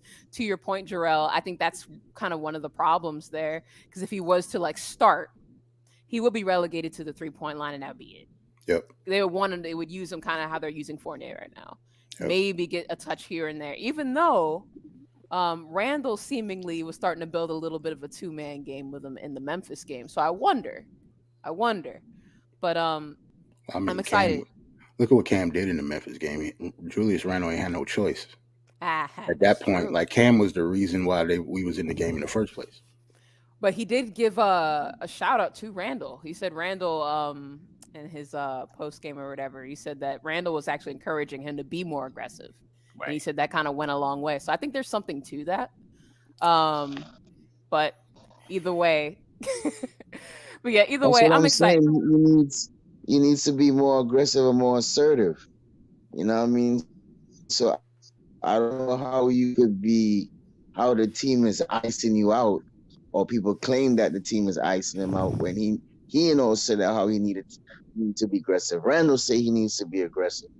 So, you know what I mean? The more he goes on the second unit and he plays, yeah, you know what I mean, he's gonna flourish more. So he just need to go out there and play his game, man. When that second unit come in, he just need to do his thing. Hopefully, quickly start looking for him some more. That's really the end and the long and the short of it. I mean, in the Detroit game, I actually started counting possessions in which he wasn't getting the basketball because I was like, okay, there's two happens, there's three, there's four, and then of course after Cam finally did get the ball, he started going nut for a little bit, and I'm like, well, Right. he ain't see the ball off for like five Like it wasn't possessions, like when you say it wasn't going, like it wasn't swinging his way at all. Like at it was all. straight. Like, yes. It was weird, but yeah, everybody saw it. Yeah, To be well, honest. there are still people who will argue with you, and be careful who you say that to on that. But I feel you. But that said, IQ is, I don't think IQ was doing it on purpose, though. That's the only thing that I would say back to fans. I don't think he hates Cam or there's any beef. I think they just didn't have any synergy together, and that wasn't something that was being worked on. Maybe they worked on it in practice. I don't know, but I like that second unit as a whole, with Cam getting those opportunities. That's what I'll say. Yeah. Well, let's see what the chat has to say about Cam Reddish. No pressure off the bench. Right. Do you think Cam is making Tibbs have a decision to make when Grimes comes back? Yeah, A little one. I have a theory about that too. To be honest, What's your Go theory, ahead, sir? Professor Jerrell. Get What's him, Uncle Ricky. What you I'm got? just saying a lot of times, especially with me and staff are going back and forth between Cam and Grimes. I actually think that it's not Cam and Grimes. It's gonna be Cam and IQ who's gonna get those minutes. Is fighting for those minutes, especially if Rose can play the point guard. Because to me, it seems like I know Tibbs loves Emmanuel quickly, but if Rose is playing, Grimes is 100% healthy, and Cam is 100% healthy, the person I'm sitting down is IQ. It's not Grimes or Cam. It might be You know both. what? I'm gonna have a They got little 8 pushback. minutes. I don't know if I'm Tibbs saying is if really Rose gonna is do that, Queen though. is like you was reading my mind because I was just about to say that too. It could be Rose because Rose, as Queen just said, he played 8 minutes, bro. yeah, Only 8 minutes. And they might and I think it was an interview that I heard that he said that he doesn't matter if he get minutes as long as the team wins. So if it's him have to be relegated to 5 minutes, he don't care as long as the team wins. So if Grimes do come back, it's going to be him might get the least set of minutes and just save him for the playoffs, in my opinion. And, I would and, like and, that. and go from there. I would definitely like that. It's just that I'm sorry, Steph. Go ahead. No, go ahead. No. I was going to say I would love that. IQ would definitely have to play like he played last game and not the first two. Because if he played like the first two, it's not going to work at all. Because if he's going to be the backup, that like you're saying that he's going to be the backup point guard now. It's not going to be Rose and him. It's Right. going to be IQ running the point. So that means Grimes on one wing and Cam on the Cam other. on another. So if IQ plays like he normally plays, that is going to be a disaster. I don't see us being successful in that at all. He has to play like he played last game. He has to be a real point guard then. Like all those shooting responsibilities or jacking up threes, all that stuff that he was doing at the wing when Rose was at the point guard, all of that has to go away. Right. Jerrell, you took my thoughts. Yeah. If we're playing Grimes and Cam, I love that. I love having that on the wing. Be fun. Which Defense. quickly are we gonna get? Exactly. Point. Because one of the things that we do as a fan base, a player have one good game, we jump off the ledge. You know what I mean? That just tells me what you're capable of. Mm-hmm. Now you got to hone it where that just becomes who you are. And the way IQ played was phenomenal. He didn't score at all. He didn't score. He missed his 5 shots. He only took 5 shots, which is great. It was textbook. I loved it. Is that the IQ we're gonna get every game? If so, if he play like that, and with Grimes and Cam and Obi and Hartenstein, you can cancel Christmas. Then I'm talking a whole bunch of junk up here. That's what I'm saying. Because we will be like, our team will be completely different to how we've been playing the last couple of years. If IQ has that type of I don't know what to call it, maturation to be a point guard. Like if he can actually do that, then yeah, we look like a completely different team. Because basically now you're talking about decision making and knowing what your team needs at any point in time. You know? Yeah, salute to Sherwood. Sherwood said IQ took 5 crazy shots last night. All of them was crazy. Salute to Sherwood. At least he consistent. I give him that. Right. Cam can't be Cam with IQ. Depends on which IQ we're talking. Right. That's true too. Depends. Cam didn't have close friends on the Hawks. Shout out Kerry Cox. The Knicks like him, and he's comfortable with the rest of the team. Yep. Bayside Jr., as long as Fournier and Grimes are here and healthy, Cam won't play. Dang. So Cam Hive, be ready for that. Wow. I hope you're wrong, Bayside Jr. I hope Cam continues to make it as difficult as possible. Yeah. I need Cam to go off again. Yeah. I feel we keeping Cam and throwing $17.5 million a year on his lap or higher. Wow. Oh no! Wow. Say that again. All right, David. Relax. I don't know.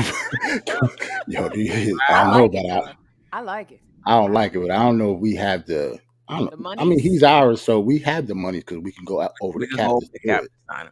But I don't know. Do that. I don't know about that. I don't know if we're going to keep Cam even if he balls. Yeah, good point. You give him 17.5 to come off the bench, or do you keep him and then trade? You would have to trade Fournier in that situation. We're going to do that, right? No, I would hope so. No, Fournier is only on the books for another 2 years, right? Like after next season, I believe it's 2 more years. He's off, so that would be he will only have to really play 1 more year with Cam, and that's it. Yeah, Cam is better than RJ. When Cam came in, Tibbs left RJ in the game to play the 2 guard. That's when we got the big lead. Okay. E. Gibson, I want Cam playing with confidence and working on his shot selection. Glad he is getting an opportunity. And his shot selection is pretty decent, actually, because you're right. I don't know if it was because, as you said earlier, Tsunami, he's not getting the ball. So when it does come, he just feel like he has to do something with it. Yep. I think the hardest thing, well, it's actually gotten better. Just play within the flow of the offense. Get what you get within the flow of the offense, whether that's RJ, whether that's Quick, whether that's Cam, because those are the guys that'll just, they'll go nut. All 3 of them. Yeah, after a while, they be like, listen, this is my first time catching the ball. Let me just It's true. But I mean, again, I obviously people have me tagged as a Cam apologist, but I can't imagine being in his shoes and not getting the ball like in 6 possessions, and then be like, okay, I'm gonna beat you. I'm gonna give back to you, quick or whomever, Cam by Christmas, D-Roz. In Jesus' name. Cam by Christmas. Okay. What's Cam gonna do by Christmas? Greg, when RJ's playing like trash, okay, he should get subbed. Greg been going in on RJ the entire show, so I've been seeing it. And then we can see if that motivates him to do better. Well, this is what I will say. When RJ's not playing well, it may not be a bad idea to, have Cam play a few more of his minutes. But that's for any of our players. Right. If they're not well, the person behind them get a little more minutes. But this is the thing, though. And I mentioned this in the morning show. If you're a coach, you can't just yank a guy out at the first sign of them not playing well. You got to give them an opportunity to play through it. Now, how many games do you give them to play through it? I don't know. But I don't think it could be 3 games. Oh, you're not playing well. We're going to cut your minutes and we're going to do a timeshare between you and Cam. I just think you got to allow him to play through his struggles. That shows that you trust him, that you think he's a big part of the team, and he is, and that you trust that he's going to work it through. Now, are there times when you might, keep the backup player in a little while longer? Yes. Exciting to see Cam ball out. Amen. All right. I don't know if we're gonna get to everybody, but unless we do like a round robin. But let's get to IQ. We got 4 more. Let's Yeah. get them really quick. Jerrell's gonna do the reverse of what he said for Yeah, Brunson. yeah. Brunson, that's my point guard. He gonna be like, IQ is not my IQ guard. was definitely not my guy. Well, I mean, he was he was in the offseason. I actually had big plans for IQ, man. It's just that he Yeah. stunk up the joint in the preseason and the first game he was wilding. Like I didn't know what IQ was doing the first game. He looked like he wanted to be a G League All Star in the first game. Like he wanted to get rescinded. Like I don't know what was up with him in the first game, man. He was just chucking, not playing good defense. His decisions was all over the place. He was not good. He didn't look like an NBA basketball player in the first game to me. I really was disappointed. I was mad. I even said it in our little group chat thing. I was like, "Yo, IQ up there, he stink, man. What is happening?" Right, I peeped right. that. And this is a person. This is a player that I've been bigging up all summer. I thought, I had good plans for IQ. So I don't know. As long as he plays like he played the last game, I don't really care if the shot is falling or not. It's still, he can still play well without the shots falling. But as long as he is decisive with the basketball, I think IQ will be fine. He just has to make good decisions, be Right. decisive, and stop pounding the air out of the ball. You are not Kyrie Irving. You never will be. You're not that good. Just make good, concise decisions and, ball out, man. Like, Like get Julius your Randle. players. Yeah, like Julius Randle. Julius Randle is passing the ball around. So can you. You There you know what I'm go. saying? So yeah, pass the ball around, man. Like you have Obi, you have Cam, you have Hartenstein. Like in the first game, it actually looked better when Hartenstein was running point for us. It was that bad in the first game. Yeah. So yeah, I don't want Hartenstein having a run point, even though he can because he's a good passer. But I would like IQ with the ball, just like in the last game, and him making good decisions. Right. And this is the thing with IQ. When the ball is passed around and it comes back to him and he's behind the 3-point line, It's going up. that's It's a wrap. it's going That's up, but it. it's going in though. I feel like Right. it passed around because to me, he's pretty good on a catch and shoot. Mhm. When Yeah. it's coming around on a catch and shoot, he's pretty good. Hmm. What is his percentage on that step back three? Like, I don't understand that. It's like he goes into the lane. You be like, okay, he about to pull up for the mid range, and now When you pull it out. behind the three and pull up. Like, I mean, I guess it's the same. Like IQ is just a frustrating player to root for, man. It's just them floaters that used to be cute ain't cute no more. We talked about that during the last show. I remember. When they not falling, they look ugly, man. So, just go stronger with the basket and make smart decisions, man. That's all. Yeah. I'm sorry. because he looks fabulous, and if he can do that, But listen, when you think about our team, it's because each individual is gonna be a star in their role. That's what's gonna help the Knicks be who we think they can be because we're not top heavy. You getting what you got from IQ, if that becomes the norm, that changes things for the Knicks. Yep. That's a bona fide He's point a guard. completely different team if he does that. Yes. We are a different team if that's the IQ we are getting. The thing about it is he's so confident. Don't let him hit a shot. Don't It's let a him wrap. hit a Yeah. shot. I actually like that What's confidence. going Though. on? I do like the I like confidence, that confidence though. but Salute to Pudge. Pudge summed it up perfectly. He just said IQ play weird. I saw that and I That's love it. that comment. Yep. Like, he just plays weird, man. He's unorthodox. I don't even know who I can compare him to. Like just the way that he plays, man. It's not like I don't know. It's not that he's just a chucker. It's the way that he chucks. It's kind of fancy. Like I don't know how to call it. You know what I'm saying? Like he just looks awkward out there sometimes. But them shots not falling, it looks ugly. I know, like, so I think I missed who said it, but I saw the comment that he's Steph Curry light. I would say he's like He ain't a even Seth seltzered Curry light. version.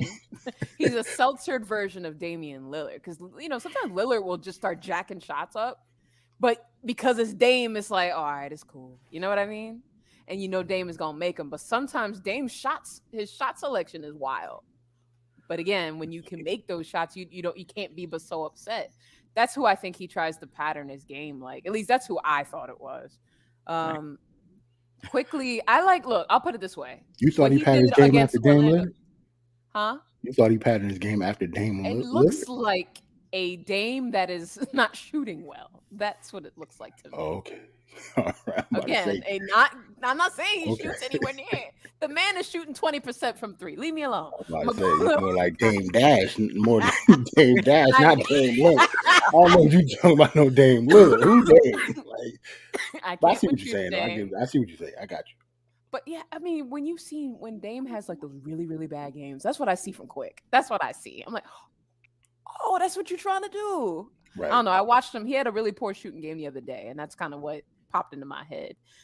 But shoot, I forgot what I was gonna say about that. Oh, so again, the Orlando game. Here's kind of a shady take on that. Is it the reason that he passed the ball so much because he ain't have his shot going? Remember, you all were just talking about his confidence, that's right? improvement right there. That happens I've never most. stopped him before. I'm about to say that happens most games. He's a bad shooter. What do you think? So But I think again- that's improvement. If he said, "While I'm Yes. not on today, let me stop shooting." Wow. So you think it was peer pressure? You think State really peer pressured him into passing the ball? I think it put a bug in his ear. You know, Okay, salute to State. I'm not saying that's what I said when I saw. Salute to State then. It meant something because he blocked him. If he ain't give a damn, he wouldn't have blocked the man. Why are you going out of your way to block him? I know State got on his nerves so bad he blocked him. I didn't know that. State's That's funny. bad. He's a great So follower hold on up. Twitter. You He's telling one me of my favorites. quickly? You telling me quickly block State for that statement? I don't know what the statement Yeah, was. I don't know what happened.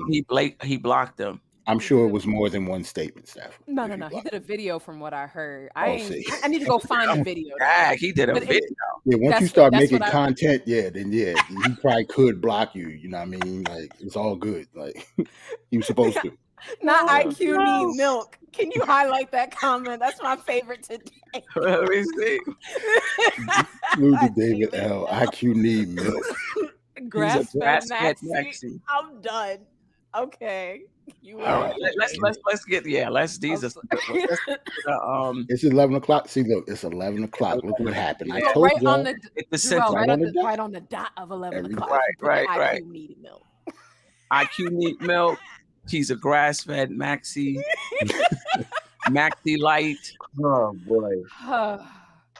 Thank IQ you, sir. playing point is Trey Young with Ben Simmons shooting.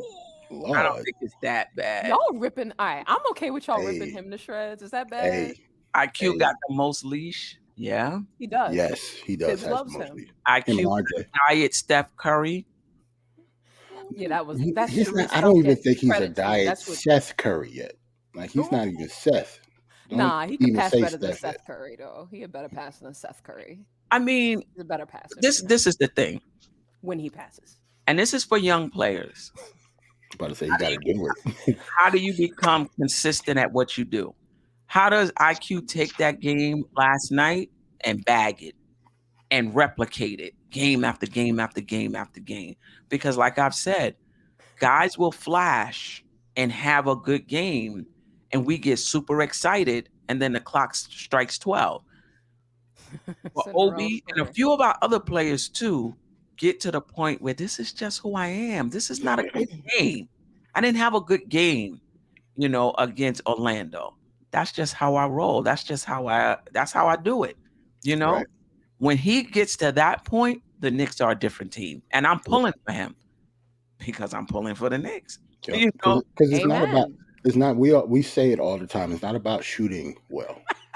You can play well without shooting well. Like Brunson has his shot well. Right. But he's still my point guard, though. You know what I'm saying? Like it's a difference. Right. Yeah. David L, you win, sir. You win the internet today. Not Tofu Maxi. Call him Tofu Max. Yeah. But let's see. I mean, he has to develop. But I did notice that last game, he got points at point guard because he played with Fournier. He came in before Rose. Mm-hmm. He got time at shooting guard as well. So that means less minutes for Rose. I'm okay with that as long as the IQ got yesterday. Mm-hmm. He put on the point guard hat. He needs to put on the point guard sombrero on, and I'm ready to ride out with IQ. That's it. Yeah. To be fair, Bayside Jr., to be fair, he has a lot of responsibility right now. He's the first guy off the bench with Brunson in one role. Then he becomes the lead guard in a second role. It must be tough. He will be okay. And that's on the Knicks. The Knicks have to decide, do you want to give him that much responsibility, or do you just want to say you're going to be the backup 2? And that's it. Or you're going to be the backup 1. And you every morning we're going to sit here, we're going to go over film so that you can hone your skill.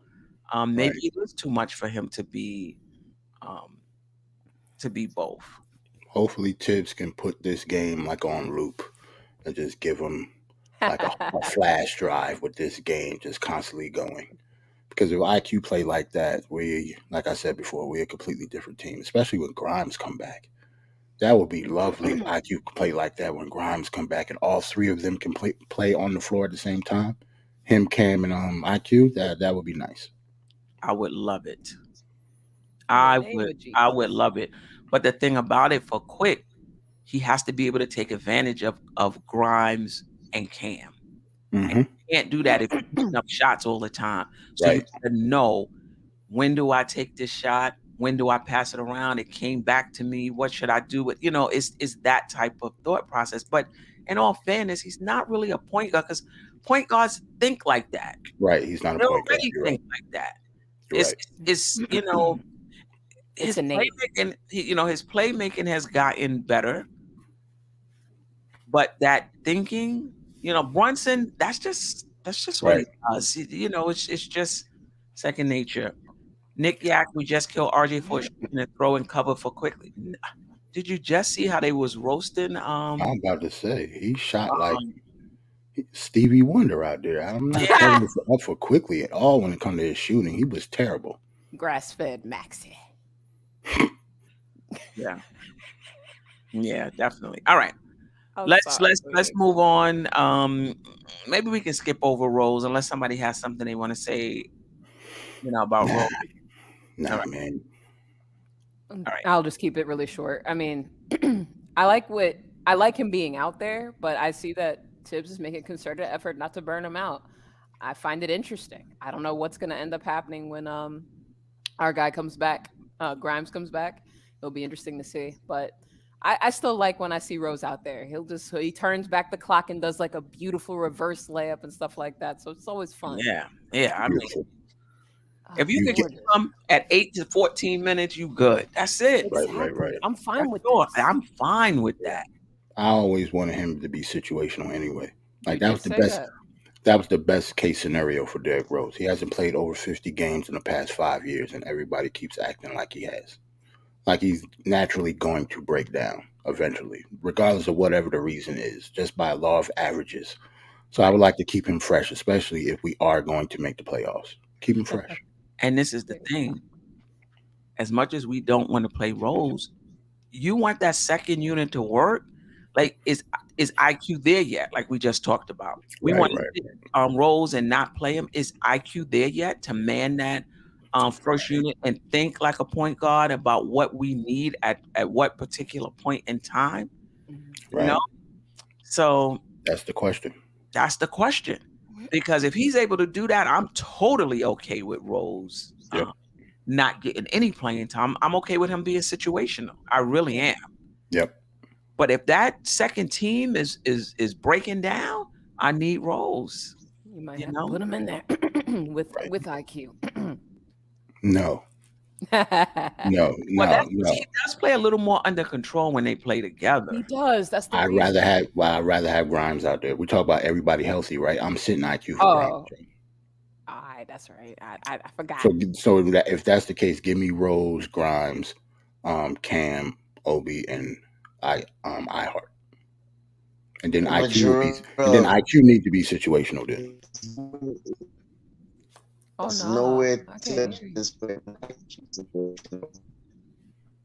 Say that again. Stafford, you breaking up, bro? You can't hear me? I got you. Yeah, we good now. Nah, I said there's nowhere Tibbs is sitting IQ or even having him situational, bro. I agree with you. I can't even I, argue that. Yeah, That's yeah, his no, man's. I but doubt him. I Rose is feel like 34 years old, you know? you said you don't think he's going to be situational. No, He said I don't IQ. think IQ is going to be Oh, situational. I think, you. Right. yeah. I mean, this was I something think, new. I think more Rose because he's more older. And just like he said, be more fresh for the playoffs if we do make the playoffs. We'll see. Well, I saw an inkling of it when IQ came in, you know, because up until that point, IQ was backing up Fournier and Rose was backing up Brunson. That was the first game I saw Rose come off. I mean, 48. I mean, IQ come off the bench and play with that first unit. So we'll see. Maybe that's what Tibbs is doing. Right. I think that should. I think that should happen more often. Maybe it'll force his hand a little bit.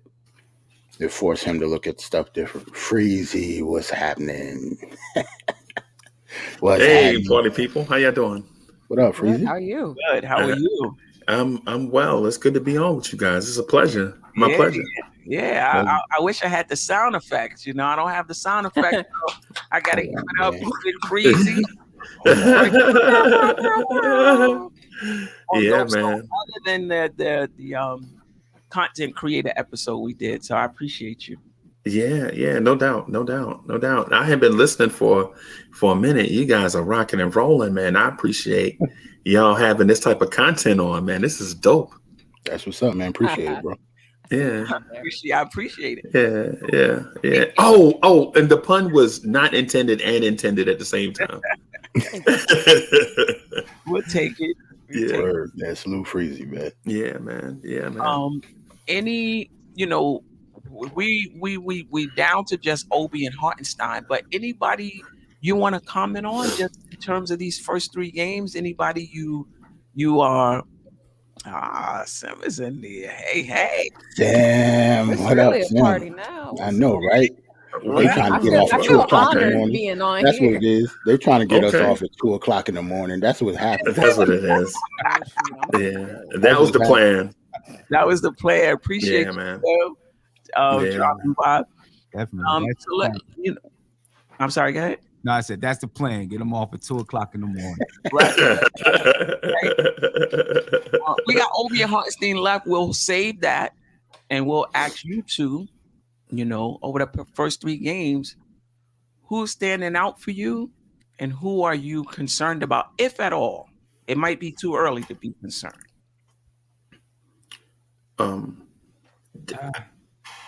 That's a tough question, Queen. Why you ask such tough questions? Just say who stood out to you. I mean, for me, Randle is standing out for me. You know, with the way he's playing. You know, I just really like the way that he's playing basketball. You know what I mean? I think in my post-game show the other day, someone asked, you know, do I think he's playing better than when we made the playoffs a couple years ago? And I actually do think he's playing better because he's not pounding the ball. Like, the offense is not just revolving around Randle, right? So he's making quick, decisive decisions, you know, and it's working out for him and his teammates. You know, and then his attitude obviously is better. So, you know, that's really standing out to me. I mean, what Jalen Brunson is doing, I kind of expected him to do, you know, but the question was always, you know, how's Randle? What's going on with Randle? Is Randle how's he going to respond to playing with, you know, Brunson being the one who's the primary ball handler? And so far, so good. Right. You know, and when he needs to say, all right, let me get the ball and take some shots, or, you know, kind of demand his way, he's doing it. But he's not doing it too much. He's actually finding a good balance over these first three games. So, yeah, no doubt about it. Standing out to me. And I'm worried about Grimes. I'm just worried about the injury. You know, I mean, if you look back, I remember last year when they said Rose, it was a sore ankle, whatever. Mm-hmm. He ended up playing 25 games and needed to get surgery. You know, so I'm a little concerned about Grimes in that aspect. I am too. Yeah. I didn't like the fact that Grimes missed all that time, right? Then he played the last preseason game and he played like 16 minutes. Then all of a sudden he's out for another 2 weeks. Right. How does that happen? Like what happened? Sore foot. Right, yeah, foot soreness. That doesn't make any sense. Plantar fasciitis. That's what he's got. Yeah, it's got to be that. Has like to be. It can't not be. Right. Got to be that. Right. Right. So, you know, Yeah. I'm concerned about that. It's good news for Cam. Good news for Cam. Right. All right. Well, if you're asking me about an individual, it's tough for me to answer as like to point to one individual or the team or aspect of the team. Go that way. Right. I was gonna get to a personnel grouping that impresses me. It's the combination of Obi, Hartenstein, Cam, and that unselfish dynamic that they have going on already, and it's only been 3 games. Mm-hmm. I saw Cam Reddish, and not to make a turn, but I saw Cam Reddish, Emmanuel quickly had Obi for a lob, and Emmanuel quickly shot a 3, and Cam raced over to Emmanuel quickly and said, "Pass the ball, MFer." This is what he said. This is what I figured he was saying to IQ, right? and so what it looked like to me is that unit is embracing playing together and the success of the unit, ultimately the success of the team. Mm-hmm. Right. I also saw the lob threat, Obi Toppin, who usually catches lobs from everybody, throw a lob to Cam Reddish. Right. And by seeing that, it has me thinking like this unit of young guys are less concerned about their individual stardom and more about the wins and losses of this team. And they seem to play unselfish together. And so I saw Hartenstein look to throw a backdoor to Obi, but Obi stayed in the corner. And after the possession, Hartenstein went to Obi and was like, "Yo, man, he's doing like this thing to Obi." And Obi like, "Oh, I didn't," you know what I'm saying? So It's like you see these young guys learning how to play together unselfishly, not play together for the sake of padding somebody's stats. So one person can, ascend to stardom or whatever it is. Right. I think they've gone, beyond what we would consider proving yourself in the NBA, more to, hey man, we're a team, bro. We got to get out here and win. What's more important, me becoming such and such player or this team and organization winning basketball games? And to see that Emmanuel quickly had 6 rebounds and 8 assists in a game that he didn't score means that I think now everybody's kind of buying into this We 15. I think it's a revised version of We Here Big 15. Mm-hmm. And I know it's early. I know it's only 3 games. And I know we're going to get tested starting at the end of the week with Milwaukee and other good teams. But I think being tested is a good thing in a sense where these young guys are not, say, solely focused on their profile, but more focused on helping the Knicks win. And it's a beautiful thing to see. Quickly had 8 assists in a game where he scored 0 points. Right. And he only took 5 shots, which is an improvement. Right. And Obi Toppin, the lob threat. Think about if you saw Mitchell Robinson throw a lob to another player. Right. You'd be like, "Oh my God, the lob threat! They will throw a lob to someone else." Or think about the pass that Obi caught over his shoulder and threw the bounce pass behind him for the RJ dunk. Right. And I think these young guys are taking steps, man, and it's so beautiful to watch when young guys go out here and play for each other.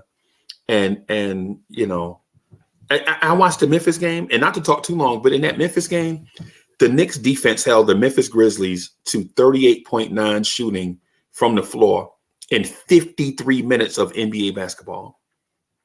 In a game that Cam Reddish scored 22 points, and everybody was excited for Cam. Right.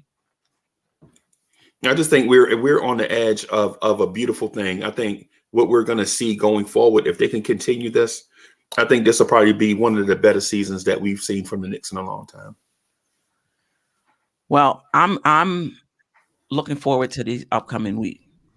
Charlotte, Milwaukee, Cleveland, to get an inkling of, because there's going to be a bit more resistance, playing these teams. And so I really get a sense of, what happens when there's resistance. Do we revert back to slowing the ball down, pounding the ball, or do we continue to move the body, move the ball, move our bodies? Do we continue to share the ball? Do we continue doing what I'm seeing now? Will we continue against the tougher teams that offer some resistance? So I'm super excited about the 3 games coming up. And I say 3 games because I'm not sleeping on Charlotte either. No. With Uncle Clifford over there, Tibbs' brother. Right. Carbon copy. Right. They're going to be prepared and, and ready to go. And they've been playing pretty well without 3 players. Right. Rozier didn't play the last game. LaMelo Ball, Miles Bridges. So they got that next man up mentality as well. So that should be a good one. Well, the Memphis Grizzlies were not a walk in the park. The Memphis Grizzlies are a great team. And though we lost to them, it's not like they imposed their will on us. They escaped the Knicks. No doubt. But we need more than one test, though. So I'm looking forward. I'm looking forward. Right. I'm looking forward to it. At what point, Mitch is playing well. Quickly had a good game. At what point do you start expecting certain things game in and game out? For who? For everybody. Everybody? But particularly Mitch, who's flashed and played well. Well, he didn't play well that great against Memphis, but he played well the next 2 games. IQ didn't play well. Was it the first game? But played well the next 2. At what point do you start, expecting like this is it, game in and game out? Or is it still too early for you guys? No, see, I feel like as soon as you know what your role is, because your role is based on what you can do. Right. And some players are still going to develop, and so their roles may change. But as soon as you know what your role is, I expect you to be able to produce game in and game out, because I'm only gonna give you what you can do, and I know you can excel at. Right. So you're not gonna ask Mitch to shoot threes, because that's not what he does. You can ask him to rebound and block shots. You know what I mean? So I expect production in that area every night, because I know that's what you can do. So guys that are in the rotation, I expect these guys to be able. I mean, obviously, everyone's gonna have nights where they don't play well. Right, that's different. But for the most part, I have an expectation that you're going to be able to produce in the role that I gave you as a coach. And the pressure is up for Mitch now, because he got a contract making $17 million this year, and I know his contract goes down, but he's making $17 million this year. The pressure is there. He's you got to put up. Yeah. Now, do you think what Mitch is bringing that's not showing up statistically is good enough, or do you want to see both? I do think. Well, I mean, I want to see both as far as the rebounding and block shots. I'm not as much worried about the scoring as I know some people want him to average a double-double, but he's not a scorer, so there's going to be nights where he just doesn't get shots. It's just going to be like that because he doesn't create his own shot. But the rebounding and the block shots, and also, like you said, the things that don't show up on the stat sheet, just he impacts the game because people have second thoughts about getting into the lane. Right. Because he's out there. And I think that's a big thing. You know what I mean? Because now when you get in the lane, you're like, okay, Mitch is there. Do I shoot it or do I pass it? You may give up what looks like an easy layup for another shot because you're afraid Mitch is going to block the shot, or he changes the shot. You know what I'm saying? So I do think that's really, really big. And I think we also have to look on certain nights. Mitch isn't going to always be in rebounding position. I think Last night he had 6 rebounds or something, 5 offensive, 1 defensive rebound. And you want him to be able to grab those defensive boards. But if there are nights when he's guarding centers who can shoot it from 3, they may be out on the perimeter. He may not always be in position to grab those boards. Right. You know, not every game though, Sam. Would you agree? Oh, definitely not every game. Because we went through we went through Mitch, and everybody was talking about that's the reason every game. Right. Not I can't. It's definitely not every game. I would say against Orlando, you know, all of those centers could shoot 3s. Right. So there is a chance that he would be out on the 3-point line a lot. But Hartenstein was able to grab 9 rebounds, and he had to guard some of the same guys. So exactly, you know. Right. Yeah. Anything? Well, like we went through, we only got Obi and Hartenstein. Now, anything you want to say on RJ, Brunson, Randle, Mitch, Fournier, Cam? Yeah. One, I agree with what Tsunami said earlier, that I don't think IQ was trying to ice Cam out on purpose. Yeah. I really do think it was, when I'm out there with guys that I've played with, that's who I'm looking for. I haven't played with this guy that much. So, you know, my thought process isn't towards him, but, you know, maybe now he's starting to, after he's seen this stuff on social media, it was like, word, Sam, word. Right. It was curious, right? The first 2. I don't know. I don't know, Sam. Yeah. I don't know. Maybe because Cam changed his number, so he thought he was somebody else over there. So I don't know, man. Some of them look-offs was like real blatant. Right. But I get you, though. I don't really think he did it on purpose. Like, not malicious anyway. No. Right. Yeah, I don't think IQ's that type of person, period, let alone player. Yeah. And, I think you were asking the question about Grimes and whether he's, you know, there's going to be a battle between Grimes and Cam when Grimes does get back. Mm-hmm. Grimes can fit into any lineup because of his style of play, in my opinion, right? He comes off screen, he's catch and shoot. He's not really a guy that has to have the ball in his hands. And there's only 2 guys on the team that's like that from that position. That's Evan Fournier and Quentin Grimes. The only guys that don't really need to have the ball in their hand, you know, and you know, play that style of play. So it's hard for me to see that he's not going to be out there because you need guys like that, you know, that's going to run straight to the 3-point line on a fast break and spread the floor out for everybody else. You know, so it's hard for me to see that he's not going to be in the lineup. You know what I mean? Mm-hmm. And Gibbs loves his defense.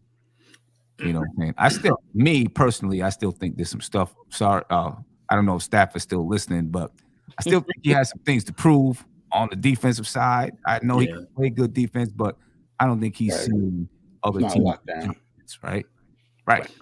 You know, I don't think he's seen other teams' adjustments and how they will adjust to his defense. And so I think that is still something that we've got to see. He's only played a handful of basketball games in the NBA. Correct. Right. The sample size is small. I just got a different thing on Grimes, man. I don't see that, right? Grimes is a ham sandwich, bro. I can go get a Grimes from anywhere, USA.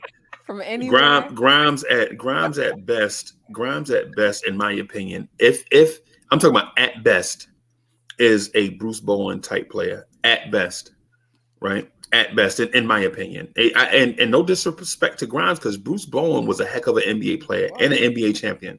And if we get a Bruce Bowen out of Grimes, I think we hit the jackpot, right? But I'm thinking that the Cam and Grimes thing is not even a comparison, because when teams attack the 3-point shot, Grimes is not able to attack the closeout and make plays for himself or others. He's not able to. Now Cam can do that because he's more of a fluid athlete that can attack the basket and pass if he wants to. And Cam does need to pass more, but I think Grimes' value is him being a complementary player, not to focus offensively, but being a complementary player, knock down the open shots when they're there, and solely focus on See, if we had Grimes the other night, I think we beat Memphis, right?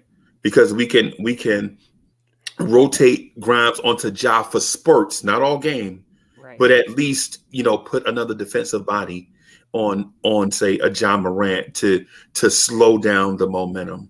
But in terms of me sitting here thinking, is Grimes a major part of our future, a major cog? Will he help RJ Barrett get better? Will he help Jalen Brunson get better? Will he help? I just don't see that because of his secondary offense. I think he's going to be a great shooter, but I don't see him attacking closeouts, going to the rim, finishing, or I don't see him attacking closeouts and getting, hitting an open man for an assist. I don't know if it's there. If it's there, I just don't have faith that I'll see it. But the defense, I think, can get better. And the 3-point shot, I think, can get better also. I think he has some of that. We haven't seen it yet, but I think he can attack the closeout and pull up if he needs to, and go to the basket. I think last year we just didn't see a good sample size of what he can do. But I remember last year just seeing at times when he was able to attack the closeout, or at times when he was able to, go off the dribble, one move crossover off the dribble and get to the basket. And I'm not saying he's going to be a guy that's creating his shot for himself and boom, boom, boom, boom, boom, doing those type of things. Right. But I think he can do some of that. We just haven't seen it yet. You know what I mean? He can do a little bit. He can do a little bit. Yeah, and I know his trainer, when we had his trainer on, that's one thing that his trainer did say, that's something that they were focusing on, his playmaking skills, attacking those closeouts and going off the dribble. And he said, he can do those things. He just hasn't had a chance to prove it yet. Got to get healthy to prove it, though. Right. And in the 16 minutes, and that may be when he re-hurt his foot, he attacked the closeout and he put the ball on the floor really quick and went to the basket. He didn't make it. But I was like, wow. That was a really quick move, off the dribble. We ain't seen him since. But I'm just he did. It just sounds like and I'm all on the floor. I know Tsunami and I am Jerrell hadn't heard this from me yet, but it sounds like the arguments that we were making for Frank Ntilikina. Yikes. Woo! That's Yikes, scathing. crazy. Oh no. I ain't never Crazy. seen Frank put the ball on the floor and do nothing like that. I ain't never seen Frank feel I confident. ain't seen Frank doing none of that. Nah. Yeah, but tell me if you heard this. Tell me if you heard this before. And not to take over, but if I told you a guy averaged 6 points a game, was known for his defense, and could knock down the corner three, who would you think I was talking about? Grimes. I'm talking about Frank Ntilikina, though. Tony Allen. See, I'm talking about Frank Ntilikina. And if I told you, our defensive guy always had some type of injury that was holding him out of games, who would you think I was talking about? I'm talking about Frank Ntilikina. Man, Freezy. I mean, I There's guess a difference between a 4-year sample size, Freezy, and a half a 40-game sample size. Yeah, and in his first few games that Quentin Grimes played, he's dropped 30. How long did it take Frank Ntilikina to get over 20? Forever. 10. It took forever. It took a while. And I was a Frank fan. I was rooting for Frank. I was really rooting for Frank, man. I thought he was talented. I really think it's just all about confidence with the kid. But, Grimes has confidence. And I think that's the big difference between those two guys. He's confident. Yeah, no doubt about it. We talked about this earlier. Can you see when Cam is healthy? When Grimes is healthy, can you see Grimes and Cam on the wing with IQ at the point? And again, part of it is which IQ we're talking about, right? Right. That's that's the key. Or do you think Rowe's gonna always have to have some minutes because we're just not sure what we're gonna get? See, that's the thing. Can IQ play the way he played last night? Right. He was under control. Right. Even I thought the shots that he took, I know someone in the chat said that he took 5 crazy shots. I thought the shots were fine. You saw that. Right. Yeah, that showed. Salute the show. Yeah, I saw that. I thought he took good shots, but can he play that way if he's out there with those guys? You know what I mean? And then, are you getting the most productive Emmanuel quickly? I guess he's trying to figure out the balance between the way he normally plays and the way that you might need him to play. He's probably trying to figure that balance out right now. And I think when he does figure it out, you'll see him shoot a better percentage from the field. Because I think I believe he's thinking about the game right now instead of just playing naturally. But once he really learns this style of play, then he can play a little bit more natural and he'll understand how to get his shots in the flow of the game, things like that. I mean, I would like to see that lineup at some point. It's just who's going to be the guy who settles everything down. I don't know. I don't know. Because when you think about it, that's a lot of offense. So you got to make sure that, to take advantage of a Cam and a Grimes and an IQ, you got to have somebody that's sharing the ball. Otherwise, Cam and you're not making the best of Cam and Grimes, right? If you have IQ just coming down, shooting, focusing on shooting the ball.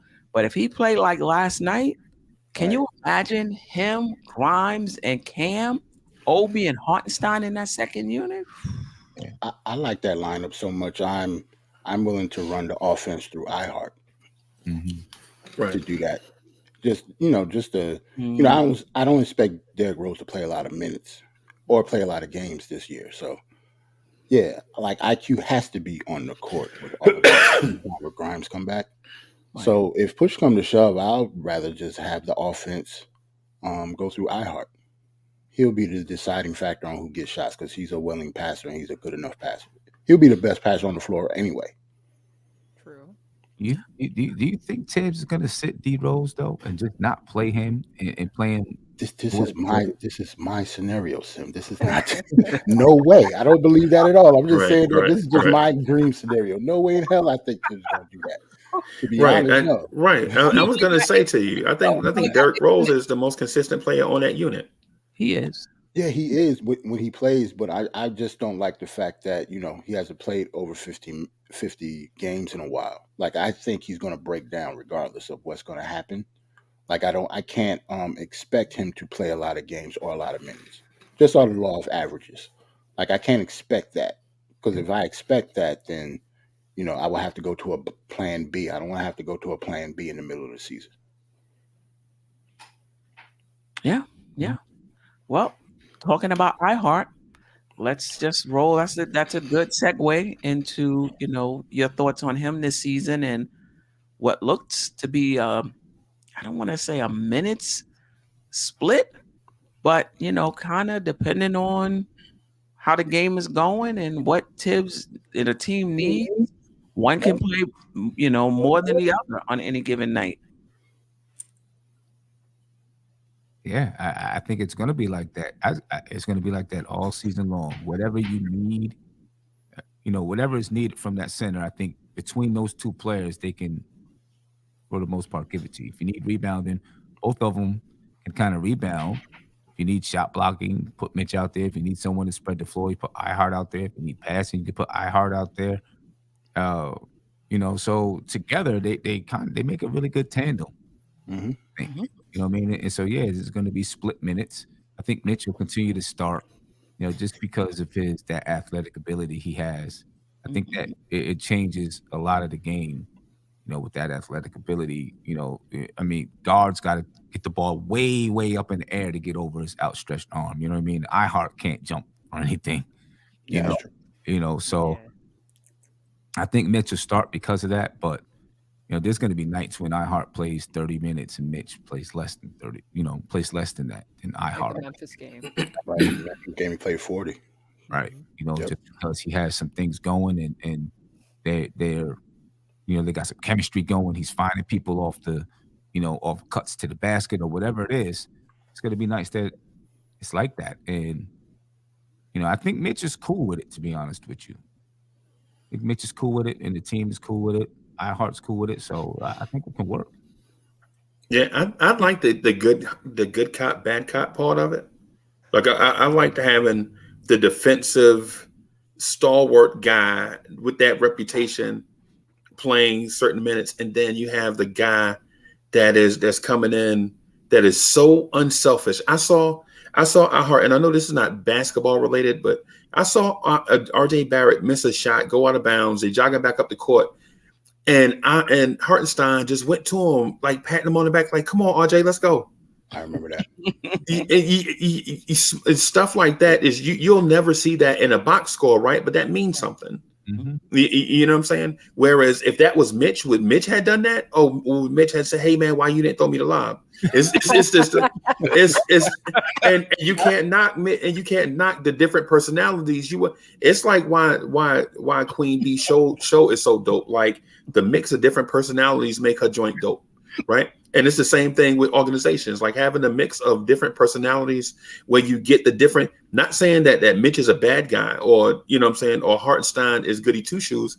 It's just, I think finally having a mix. Like for instance, last year, we had the same guy at center, no matter what the name on the back of the jersey was. Whether it was Mitch, Noel, Sims, they were all basically the same type of player. Mm-hmm. Uber athlete, rim protector, rebounder. And when you take out one and add in Hartenstein, who does those things to an extent, and maybe even better, but with a focus on not scoring 20, but getting others involved from that mid to high post where guys are cutting back door, and he is recognizing a cutter and is a willing passer to get it to him. And if you back off the cut, he throws up that right-hand floater, and that right-hand floater looks deadly. I don't know if y'all noticed it, but that floater that he has, if you sag off to stop the backdoor cut, he just throws up the floater, and it looks money to me for some saw reason. in the Memphis game. Beautiful. Yeah. Yeah. Yep. And he's going to come in big time when the Knicks need to attack zones. Oh, yeah.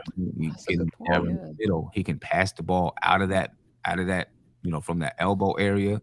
He can shoot that floater from the elbow area, or even shoot the mid-range jump shot from that area. So he's going to be big time when it comes to attacking zones. And Charlotte zone the last game that I watched play, they played a zone. Hey, and the most impressive thing, the most impressive thing to just real quick, the most impressive thing is when we attack zones, Isaiah Hartenstein knows how to catch a basketball. Mm-hmm. It's not like having Mitch or Noel or Sims in there trying to hoping they'll catch it and hoping they won't bring the ball down below their chest and put it in traffic. Hartenstein catches that ball up high, keeps it high, uses his pivot foot, scans the floor, looks for others, and if you sag off and give him the floater, he'll just take it.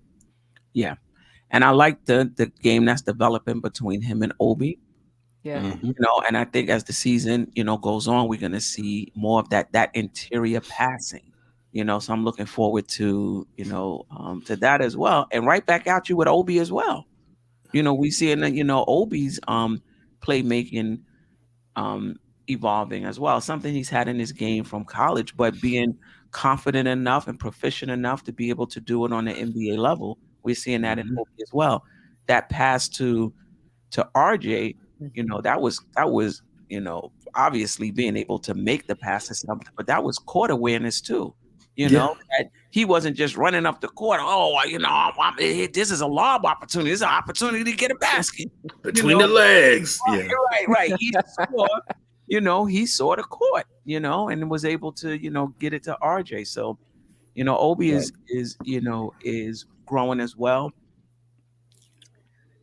Anything on Obi and Hartenstein? No, I think it's kind of weird. Not weird, but it's kind of telling that we haven't mentioned Obi until now. Just because of how he's, playing. It's not like he's been playing terribly. It's just, I don't know. It's just he's just Obi. Like I don't know how to categorize it, man. It's like he's just there. Like this is it. I think there's a difference. I think it's because of Randle, because Randle's played so well. There hasn't been a huge, groundswell to put him in the game. Like Obi to me, like I haven't seen that much change other than like him actually knowing where his man is on defense now. Like he's a better defender when it comes to awareness on the court. But other than that, he looks exactly like Obi Toppin. And like you said, Randle is playing well. But even if Randle wasn't playing well, Obi would still be Obi. Yeah, I would say this, Queen. I was trying to save this for Fridays, Queen. I was trying to save this for Fridays. But I think the dynamic of Emmanuel Quickly and Obi Toppin needs to be broken up. Right? Because there are too many games before this last game. There were too many games where if Quickly wasn't cooking, Obi Toppin was a non-factor. Right? They're tied at the hip. Like if Emmanuel Quickly is not feeding Obi, then Obi didn't eat. There were too many games like that. Right. Based all the way back to like their rookie year. They've been on the same unit playing to each other, and Obi Toppin's ups and downs are similar to Quickly's ups and downs. Like they're on a wave together. And what my personal opinion is that you need to, in order for us to see what Obi does, you got to get him, you got to kind of get him out of that dependency on Quickly, right? Even Quickly's moderate game the other day, Obi had a moderate game. Obi had a vanilla ice cream game. Obi had you know what I'm saying? It's dessert, and everybody loves dessert, but it was just vanilla ice cream, right? And 10 points and 14. He had 10 points and 14 rebounds. He dropped the dime to RJ. He had the steal that led to that. He trapped Ross at the top of the key and then got back to his man. I mean, I just see a different Obi now in terms of his skill set, just being able to do different things. Obviously, you got to be able to put it together and be proficient at it and be consistent, at it. The 3-point shot is not consistent, but him putting the ball on the floor, he just looks more comfortable. That's changed a little bit. But Queen, that's the point that I was getting at, though. The glimpse that you're talking about was not IQ dependent, is what I'm getting at. You know what I'm saying? That's what I'm getting at. So when you get I have all these notes in here. I was trying to save it, but Queen always asks these questions and put you on the spot. So I got to shit, Queen. So it's this. I think if Obi can get out of this Quickly dependent thing and just play as like Obi with Cam and Hartenstein playing together, there seems to be like this synergy and organic thing that looks natural. Now Obi can play his natural game, whereas before it was like, hey man, you my pick and roll partner. You know what I'm saying? That's just what it feels, I think no matter who Obi plays with right now in his career, he's going to be dependent on somebody else to find him, because he's just not the guy that's going to have the ball in his hands and break down the defense. And he'll make some quick moves to the basket. If he catch it on the swing, pop, and now he got it and he goes, he'll do that. But I don't think you're going to be able to throw Obi the ball and let him create a shot that way. That's not what he does right now. So he's always going to be dependent on somebody to throw him the alley-oop, catch him, on a fast break up the court, or kick it out to him for open three. Every once in a while, you're going to see some other plays that he does. Like you've seen some good passing plays from Obi, but I think that's what he's going to be right now until he, grows and develops that part of his basketball game. So I think he's always going to be dependent on somebody to help him get his buckets. Is it somebody, or is it, because what I'm saying is I think Obi did his thing playing in a system, free-flowing, half-court thing with Hartenstein, Cam, and others that are willing passes, as opposed to Obi being set up in a certain play, you know what I'm saying, and getting his only out of that. I don't know if you're going to set up Obi for a certain play, unless that play is like an alley-oop or, a three in the corner or something like that. Right. I don't think he's, and that's okay. I think he's comfortable with he's seeming to be comfortable with who he is right now. You know what I mean? And when you're comfortable with who you are right now, then I think it's easier to start adding little pieces to your game. And he's not looking over his shoulder as much. Right. I mean, he's just playing, and there's been nights where he's only played 13 minutes, in these first 3 games, but he's not looking over his shoulder, so he's not playing scared.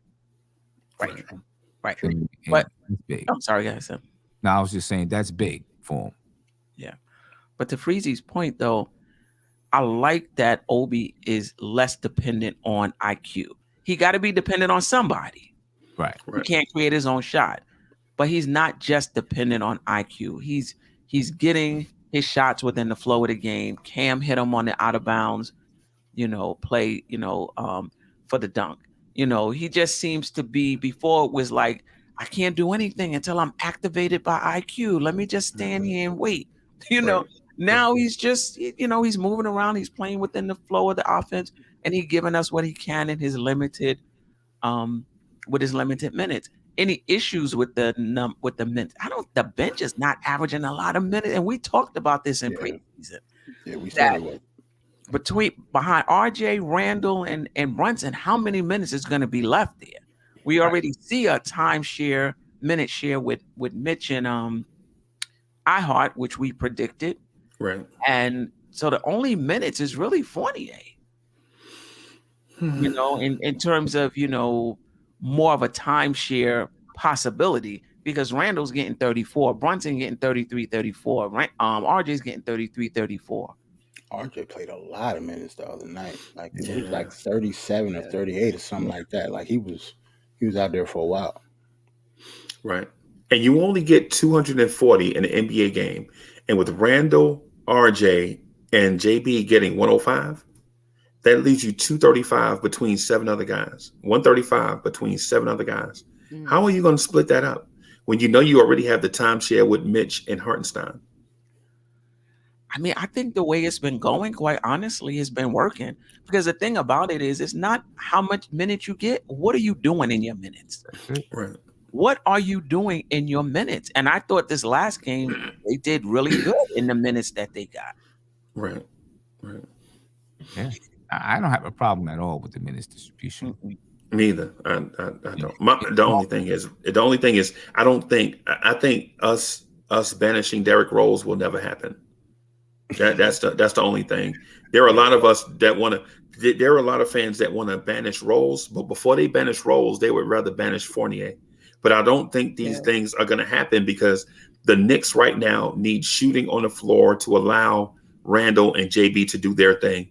And without Fournier, the team, with Fournier, the team is shooting 32% from three. Right now, that's 25th in the NBA. So without Fournier, I think NBA defenses just go back to the zombie trap of Randle like they used to do, because you can't trust RJ Barrett to knock down 3-pointers right now. Yeah. You think, if the Knicks are playing fast, though, if they're playing decisive and moving the ball decisively, it's going to be hard to, just trap any player, because you're not holding the ball long enough for a trap to come. Right. You know what I mean? Now, once you start pounding the basketball, you got the ball in the post and you're pounding, now a trap can come. But if you caught the ball and within a second or two, you realize that you don't have anything and you get it out your hands, how can you trap? If they do send somebody trapping, they're going to be scrambling and someone's going to be free. Right. I mean, right. So if they continue to play like this, it's going to be hard to trap. Yeah, I agree with you, because the Knicks right now are taking 14 more shots a game than they did last year. Last year, we averaged 86.2 shots a game. Right now, we're somewhere at around 100 shots a game. And that's not just because of the overtime game, right? But it's because of the pace of play. Like I tracked this during the games to see how many shots we had at overtime. I mean, at halftime, and then how many shots we had at the end of 48 minutes. And we're well over 10 more shots a game, right? So this is one of those things that Tibbs, he yelled at Derrick Rose the other day for walking the ball up the court. Derrick Rose caught the ball and he was bringing it up, and Tibbs was screaming, was having a temper tantrum that Derrick Rose was walking it up the court. You know what I'm saying? And noticing this, it's an emphasis from the organization and coaching staff that, to Sim's point, playing faster. Right, because pace of play and taking shots doesn't necessarily mean shots per se, because you can pass more crisp and get rid of the ball and still average about 90 shots. But what we're talking about is the number of shots per game and things of that sort, and playing more crisp. I think if you see that, I still, however, think you gotta have some 3-point shooting. I don't think this thing that we have right now, that we're experiencing, this nirvana, this feeling that we're having right now, I think it'll dissipate. I think it'll go away if we don't improve our 3-point shooting, which is right now at 30% or 31%. Yeah. 25th in the league.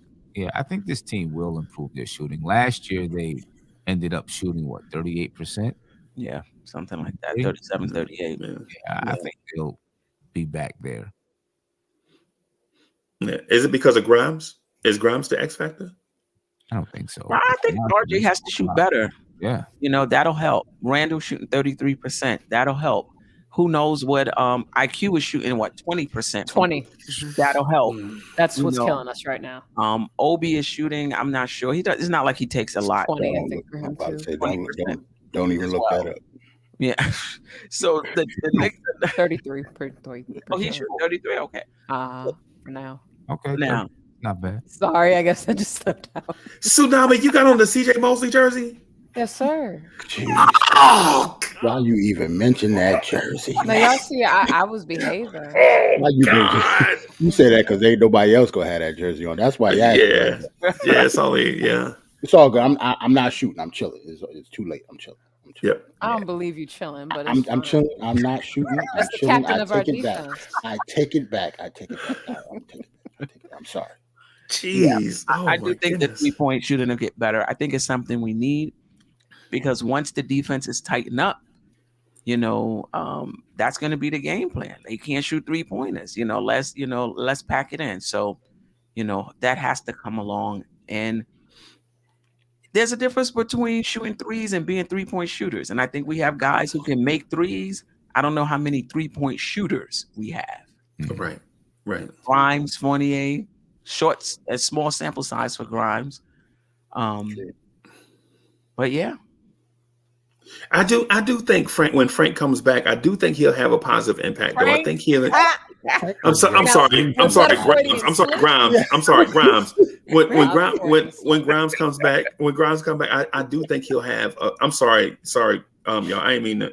But when he come back, I do think he'll have a positive impact because the threat of the three spaces the floor more. You know what I'm saying? Just the threat of it with Grimes coming back, right? My deal is though, here's the thing. I think RJ Barrett is going through the just got paid struggle, right? Like wanting to live up to his contract. And now you seeing him forcing a lot of stuff, like dribbling to the guys wide open, RJ dribbling with his head down, not being able to knock down these shots. And I think it's getting into his head. I think he's in that freshman. You know how like when we go away to college, that freshman year of college where you went through the whole thing of being an upperclassman as a junior and senior, but now that you're in college, you like starting all over again. I think that's where RJ Barrett is. I think that mental struggle is real, and I'm hoping that this is not a prolonged RJ Barrett beginning of the season struggle like he did the first 3 years. I'm hoping this is merely a mental thing because in my opinion, if RJ Barrett starts off with the every year I struggle at the beginning, you got to bench him. Oh, dang. Because you can't risk it. I don't think you can risk it. So that early, you're not gonna let him play through it this early in the season? Okay, so Queen, the reason why I say that is because you see what we have, like with these guys, what the team is looking to do, right? Mm-hmm. And the other night we won despite RJ Barrett's struggles. Now, can you imagine how this is gonna affect? Because how can I talk to Tsunami about Grimes coming back and being in the rotation and earning minutes, and RJ Barrett is already in the rotation and is struggling? I mean, people struggle though. Are you doing other things on the floor to help your team win? Rebounding the ball, playing good defense, helping others get involved. Coming out with the right attitude, still playing within the system, things like that. You gotta let them. You gotta work through it, right? Fight through those struggles. You know what I'm saying? That's part of his growth too. But how many years in a row do we go through this though? I was going to say that as much as I would love to shoot RJ some bell, it actually happened when he was at Duke too. Yeah. Really? In the beginning of the season, he was terrible. I'm a North Carolina fan, and I loved it. I'm not going to lie. Damn. Okay. Right. Okay, Jerrell. And He was then bad. Like, he was really after bad about late in the season. yeah, and then He came up though. Like he right, he got really hot. Like he flipped he flipped the switch, and all of a sudden you get the RJ that you was hoping for. It was like that in Duke too. Yeah, but that orientation, that gestation period at the beginning of a season, he just seems to struggle. And how long do you let RJ play through that when you could be giving Grimes and Cam Reddish those minutes?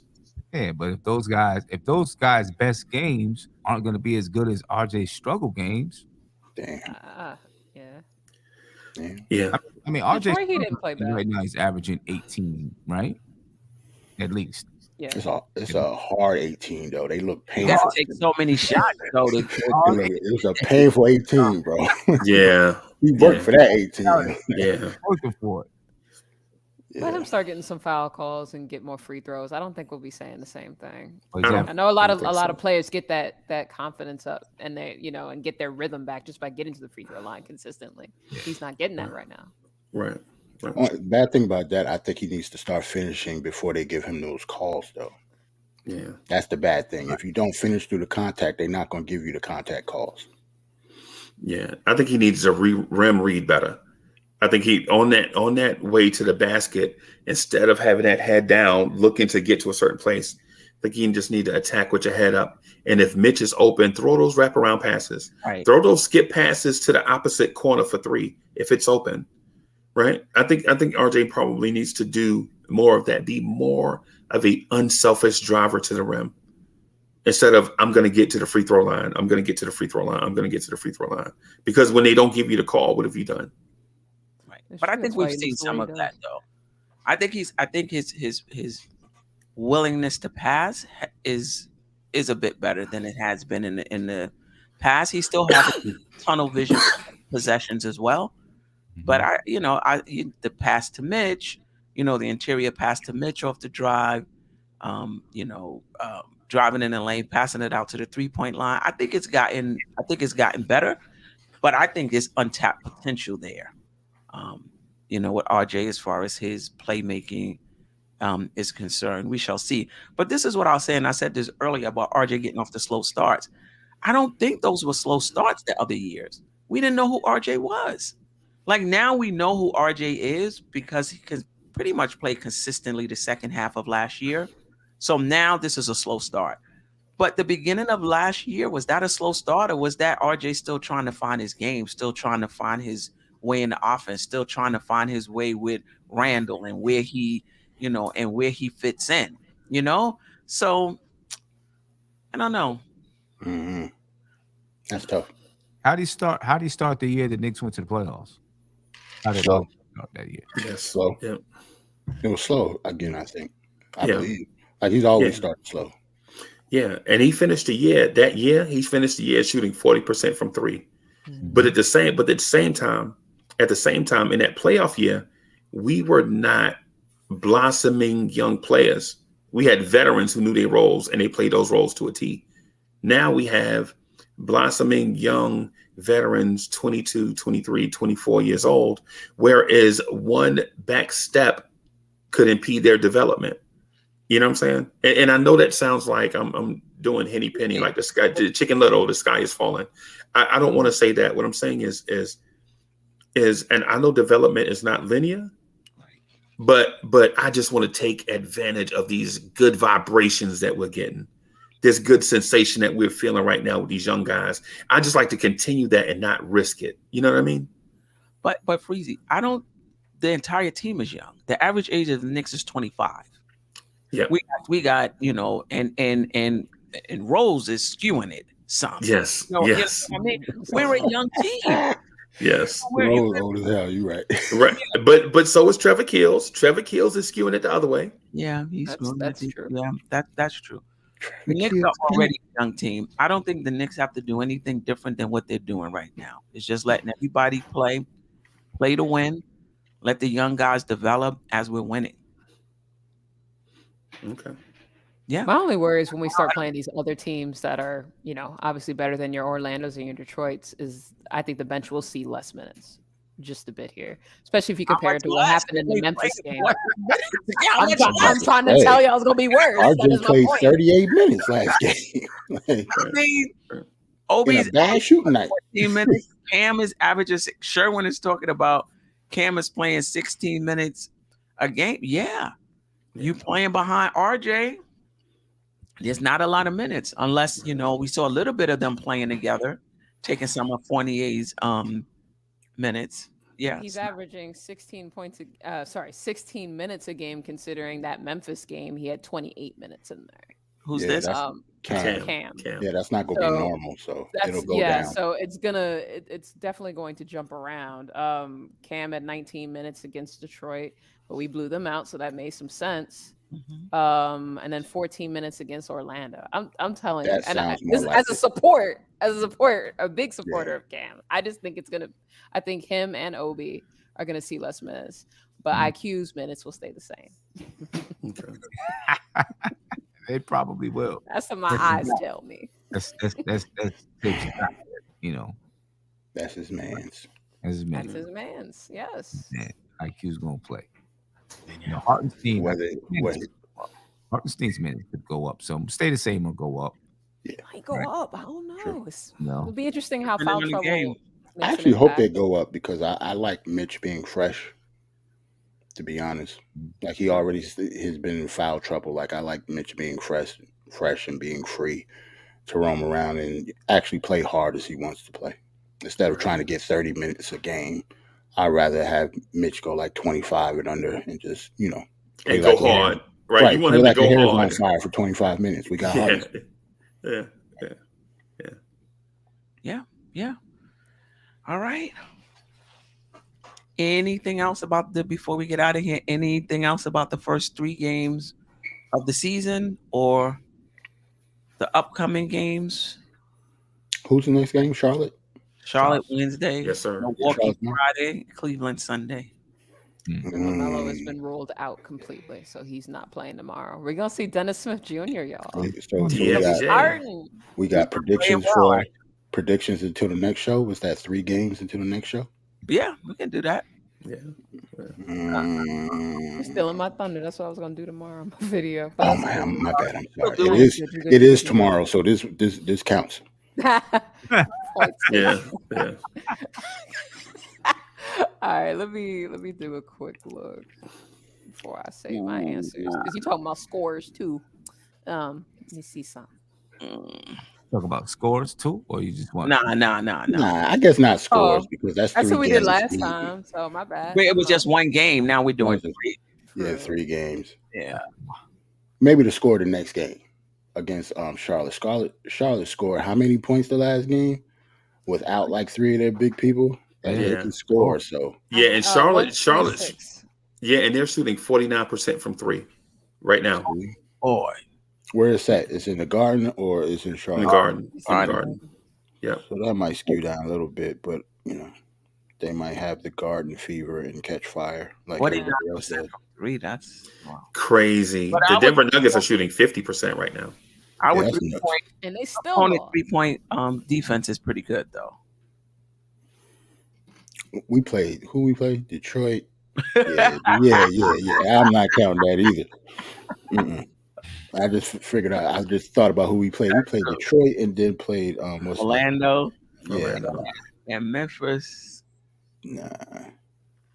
All right. Well, I'm considering tomorrow a dub. I'll say 108, 100. Knicks. I'll go next. I think it's going to be worse than that. I think we're going to blow them out. Oh, you said worse. I know where you're I think they're going to blow them out because I finally think RJ gets over the hump. And I think RJ getting over the hump with Brunson and Randle playing an average game means we should blow out the Hornets, to be honest. Like as long as RJ Gordon Hayward too. Right. Like if RJ has a good game, then we win by a lot. I say we win by, at least 10. Okay. So give me 110 to 100. Right. And the score for the week, though? For the week. Oh, for the week, I give what? We play Milwaukee and Cleveland. Milwaukee and Cleveland, right? Yikes. I'm gonna go 1-2 just cause I ain't gonna be too crazy in the beginning of the season. I'm gonna go 1-2.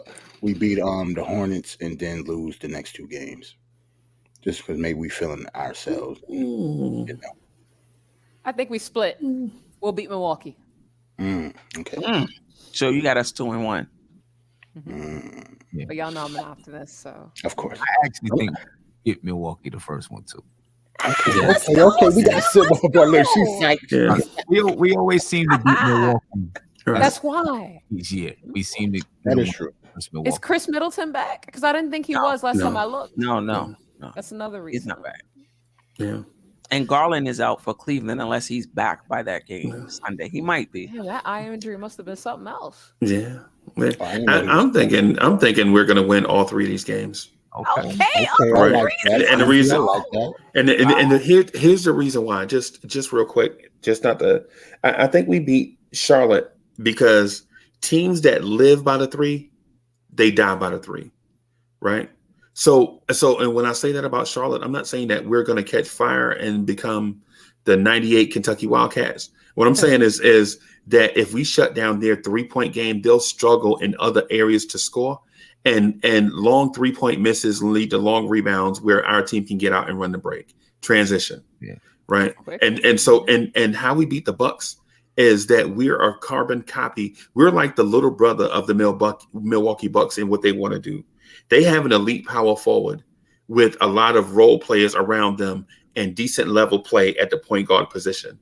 But they have the best defense in the NBA right now, right? So I think we go into Milwaukee and beat them at the things that they don't have. Like they don't have athleticism coming off their bench.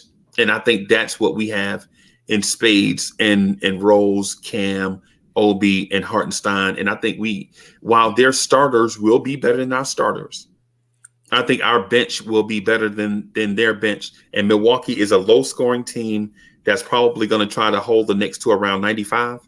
But I think if we play the game that we want to play against Milwaukee, elite level defense and things and play together, I think we could probably beat Milwaukee probably somewhere in the neighborhood of like 95, 90. Not because we're better than Milwaukee, but we're just a matchup nightmare, a regular season matchup nightmare for a team like Milwaukee. Like a team like us show up on the schedule, like, oh shoot, we got to play them tonight. That's what it is. And then the Cleveland game, I think our young kids have something to prove. I think when they walk over and see a maroon 45 on the other side and be like, yo, y'all was going to trade me for that. I think that's a motivation game, right? If you can't get up for that, if you're RJ Barrett and your shot doesn't fall in that game against Cleveland, then what do we want you here for? Then yes, you go into the bench. Oh no. Right? Yeah, right. I was riding with you till you said that. Right. But you get the premise though, right? You get the premise. All summer long, they were saying we were going to get traded away for that. Like this whole unit, all 5-6 of us was going to get traded for that dude over there. Yeah. See, I kind of believe in storylines and drama, right? And I think the Knicks beat Milwaukee, and now all the Knicks fans is hyped, feeling like we won in the championship. Then Mitchell comes into the Garden and gives us 45. He's like, and I can see that too. I can see that too. So all the air comes out of the balloon. All the air comes out of the balloon. Not the balloon. Yeah. Yeah. You know, you got your bipolar stuff going on right there. Yeah. You know, you think you're winning the championship the next day, and then after we don't beat Cleveland, everyone's mad that we didn't trade for Donovan Mitchell. Yeah, and then we getting super chats all night while we didn't trade for Donovan Mitchell. That's a win-win. I can see that all night. Thank you for the generous contribution. Such and such said we should have traded for Donovan Mitchell. Oh boy, I'm not looking forward to that, but I can see that happening. Let's get Queen to 1,000 subscribers so we can get a hit of that. Right. Like and subscribe. That game is in New York. I thought it was in Cleveland. It's in New York. I think it's in New York. I think. Oh, okay. I can pull it up. Yeah. Wait a minute. Okay. Yeah, I think it's in New York. No, Wait, No, No, it's in Cleveland. It's in It's Cleveland. Cleveland. Oh, Why Cleveland. gotta be Sunday? See, At man, 6 o'clock. look, that's football day. This is gonna be a problem. And It's it's at- not gonna play. It's I'm at gonna watch 6 it. I'm though. gonna be there. Yeah. Yeah. How about them Cowboys? Yeah, man. Ooh. Ain't you a Bears fan? Yes. Don't do that, Freeman. Yes. Damn. Yeah, we got the Jets Thanksgiving weekend. I can't wait. I think the Jets will probably be 8-2 when we play them, and I can't wait to put that pass rush on a crazy quarterback. Yeah, 8-2. Yeah. I like that. I was Part. about to say she hear nothing else but besides the 8 and 2. She happy about my that. brain heard what it needed to hear. Oh, actually- Jesus. I'm tempted to go to that game. Actually, I'm trying to save some money. My birthday's like a few days before it, so I think that'd be a good game to attend. Steph, what's the record? You didn't say your Oh record. yeah. I mean, y'all convinced me on Milwaukee. I'll say 2-1. I was gonna say 1 and 2. Yo, y'all dirty. Y'all gonna let me be the only one that gives them one? Y'all super dirty. Y'all did. I y'all- was gonna say 1 and dirty. 2, but they convinced me. We do play Milwaukee kind of well. Just go Yeah. gonna have me shaking out there. Middleton Dry is hot out. Steph. That's crazy. Middleton is out. I gotta be the only one that's gonna Like give the them a inflatable losing man. record. That's Right. crazy. I'm Right. sticking to it though. Let me tell you, Yeah. the Knicks go 0-3. As Ah. tight as we are right now, we gonna want to trade everybody. We gonna Right. come This could be a different show. oh, Randle's a bum. You know, what's doing? Randall's a bum. Show gonna be Yeah. different. Yeah. RJ coming off the bench at that point. Yeah. Right? Yeah. Tibbs didn't put the right mix in. Yeah. It's gonna be a disaster. Look, So please, Bearded Knicks, go Tibbs has been 2-1. doing well so far, though. Let's Yeah. go, Bearded Tibbs. Yeah, y'all Let's haven't go. hear me say anything negative about Tibbs. That's saying a lot, man. That's because we 2-1. That Let is us true. drop a few games. He could be doing the same thing he's doing now. We drop a few games. That's true. No. It's all about wins or losses. You're right. All right. So, anybody got any announcements of what's next for them before we get out of here? Nah, man. Salute, Giants 6-1. That's an announcement for you? Yes. What's going on with Yeah. your personal? Yes. Yes. Giants 6-1. Die Hard Giants live every game at halftime. Steph usually joins me. Andy. And Eru usually joins me too. So it pretty much looks like That's because I didn't get the invite. I would have been there like 4 weeks ago. I never got the invite. I got You you. gonna talk Freezy. about your Bears on the show? If I he's don't talking know. about his Bears on the show, then I'm coming We on. already I'm played the talking shit. Bears. We played the Bears already. No, you didn't. Yeah, Yes, we did. I know. Yeah, we did. I know. Y'all wanted the 6, man. Y'all wanted the 6. It's all good. Y'all wanted the 6, but yeah. Queen, we need to give him a segment called Comedy Corner. Anytime we talk about the Giants, we just need to call it Comedy Corner. Nah, I'm I a like Giants it. fan. He I good. like it. Get your Dope Soul merch. Oh. Get your Dope Soul Sports Talk merch. Yeah, get your merch. Get your merch. Yeah. Get your merch, man. Subscribe to the channel. Subscribe to this channel too. Definitely. Yeah. If you haven't already, please subscribe to the channel. Hit that notification button so you'll be notified anytime I go live, which will be Thursday morning. We play Charlotte Wednesday. Thursday morning, 8 o'clock. I'll be back with my morning recap. And then tomorrow we do. What time is pregame, Sim? Do you know yet? 3:30. Yeah, I should be able to make that. So nothing but Knicks, 3:30 for the usual pregame show. You know, I should be that. We'll break down the Charlotte game. Don't think it's gonna be. I don't think it's gonna be a. Because Oh, I never look. over the past 2 seasons I haven't liked the way we look against Charlotte. Our matchup against Charlotte. Right. I don't like our matchup against them, and I don't think it's going to be any easier this game. I think we win, but I don't think it's going to be easy. Wow. Yeah, It seems like we always come out low energy. I don't know why that is. Even without their starting backcourt, that's crazy. Like, but I they understand. play well without it. Dennis Smith Jr. Yeah, I looks know. like a basketball player. You know, I mean, Yeah. he looks like a basketball player. He's making the right decisions. He's not trying to dunk everything. He's hitting his shots. You look at him play. You look at his box score: 12 points, 6 assists, 4 rebounds, a steal, a block. Mhm. We'll put Frank on him. Is Frank coming back? Frank will be back Wednesday. If Frank coming back Wednesday, we'll put I'm Frank saying, on. If Dennis Smith Jr., if he kill us, Yo. man, that post game gonna be different. Yes. Yes. That post game Wow. gonna be different if he kill us. if we lose to Charlotte and it's because of DSJ, bro, oh my goodness. That's going to be crazy. Bro, talk about Donovan Mitchell. That's a dude we had. Yeah. On the squad. And wasn't patient with him. He wasn't playing well. And sometimes you do have to cut bait and give other people a chance. He bounced out to a couple of teams. He's home now, though. So right. He's home now. So hopefully he does, have a good spot there. Because we all know when Melo comes back, that's his spot. So, hope you have a good career. We shall see. Right, anyway, you end the show because I feel like you're doing it. Yeah, I felt like you were doing it. Let me slide on in here. I need to get my.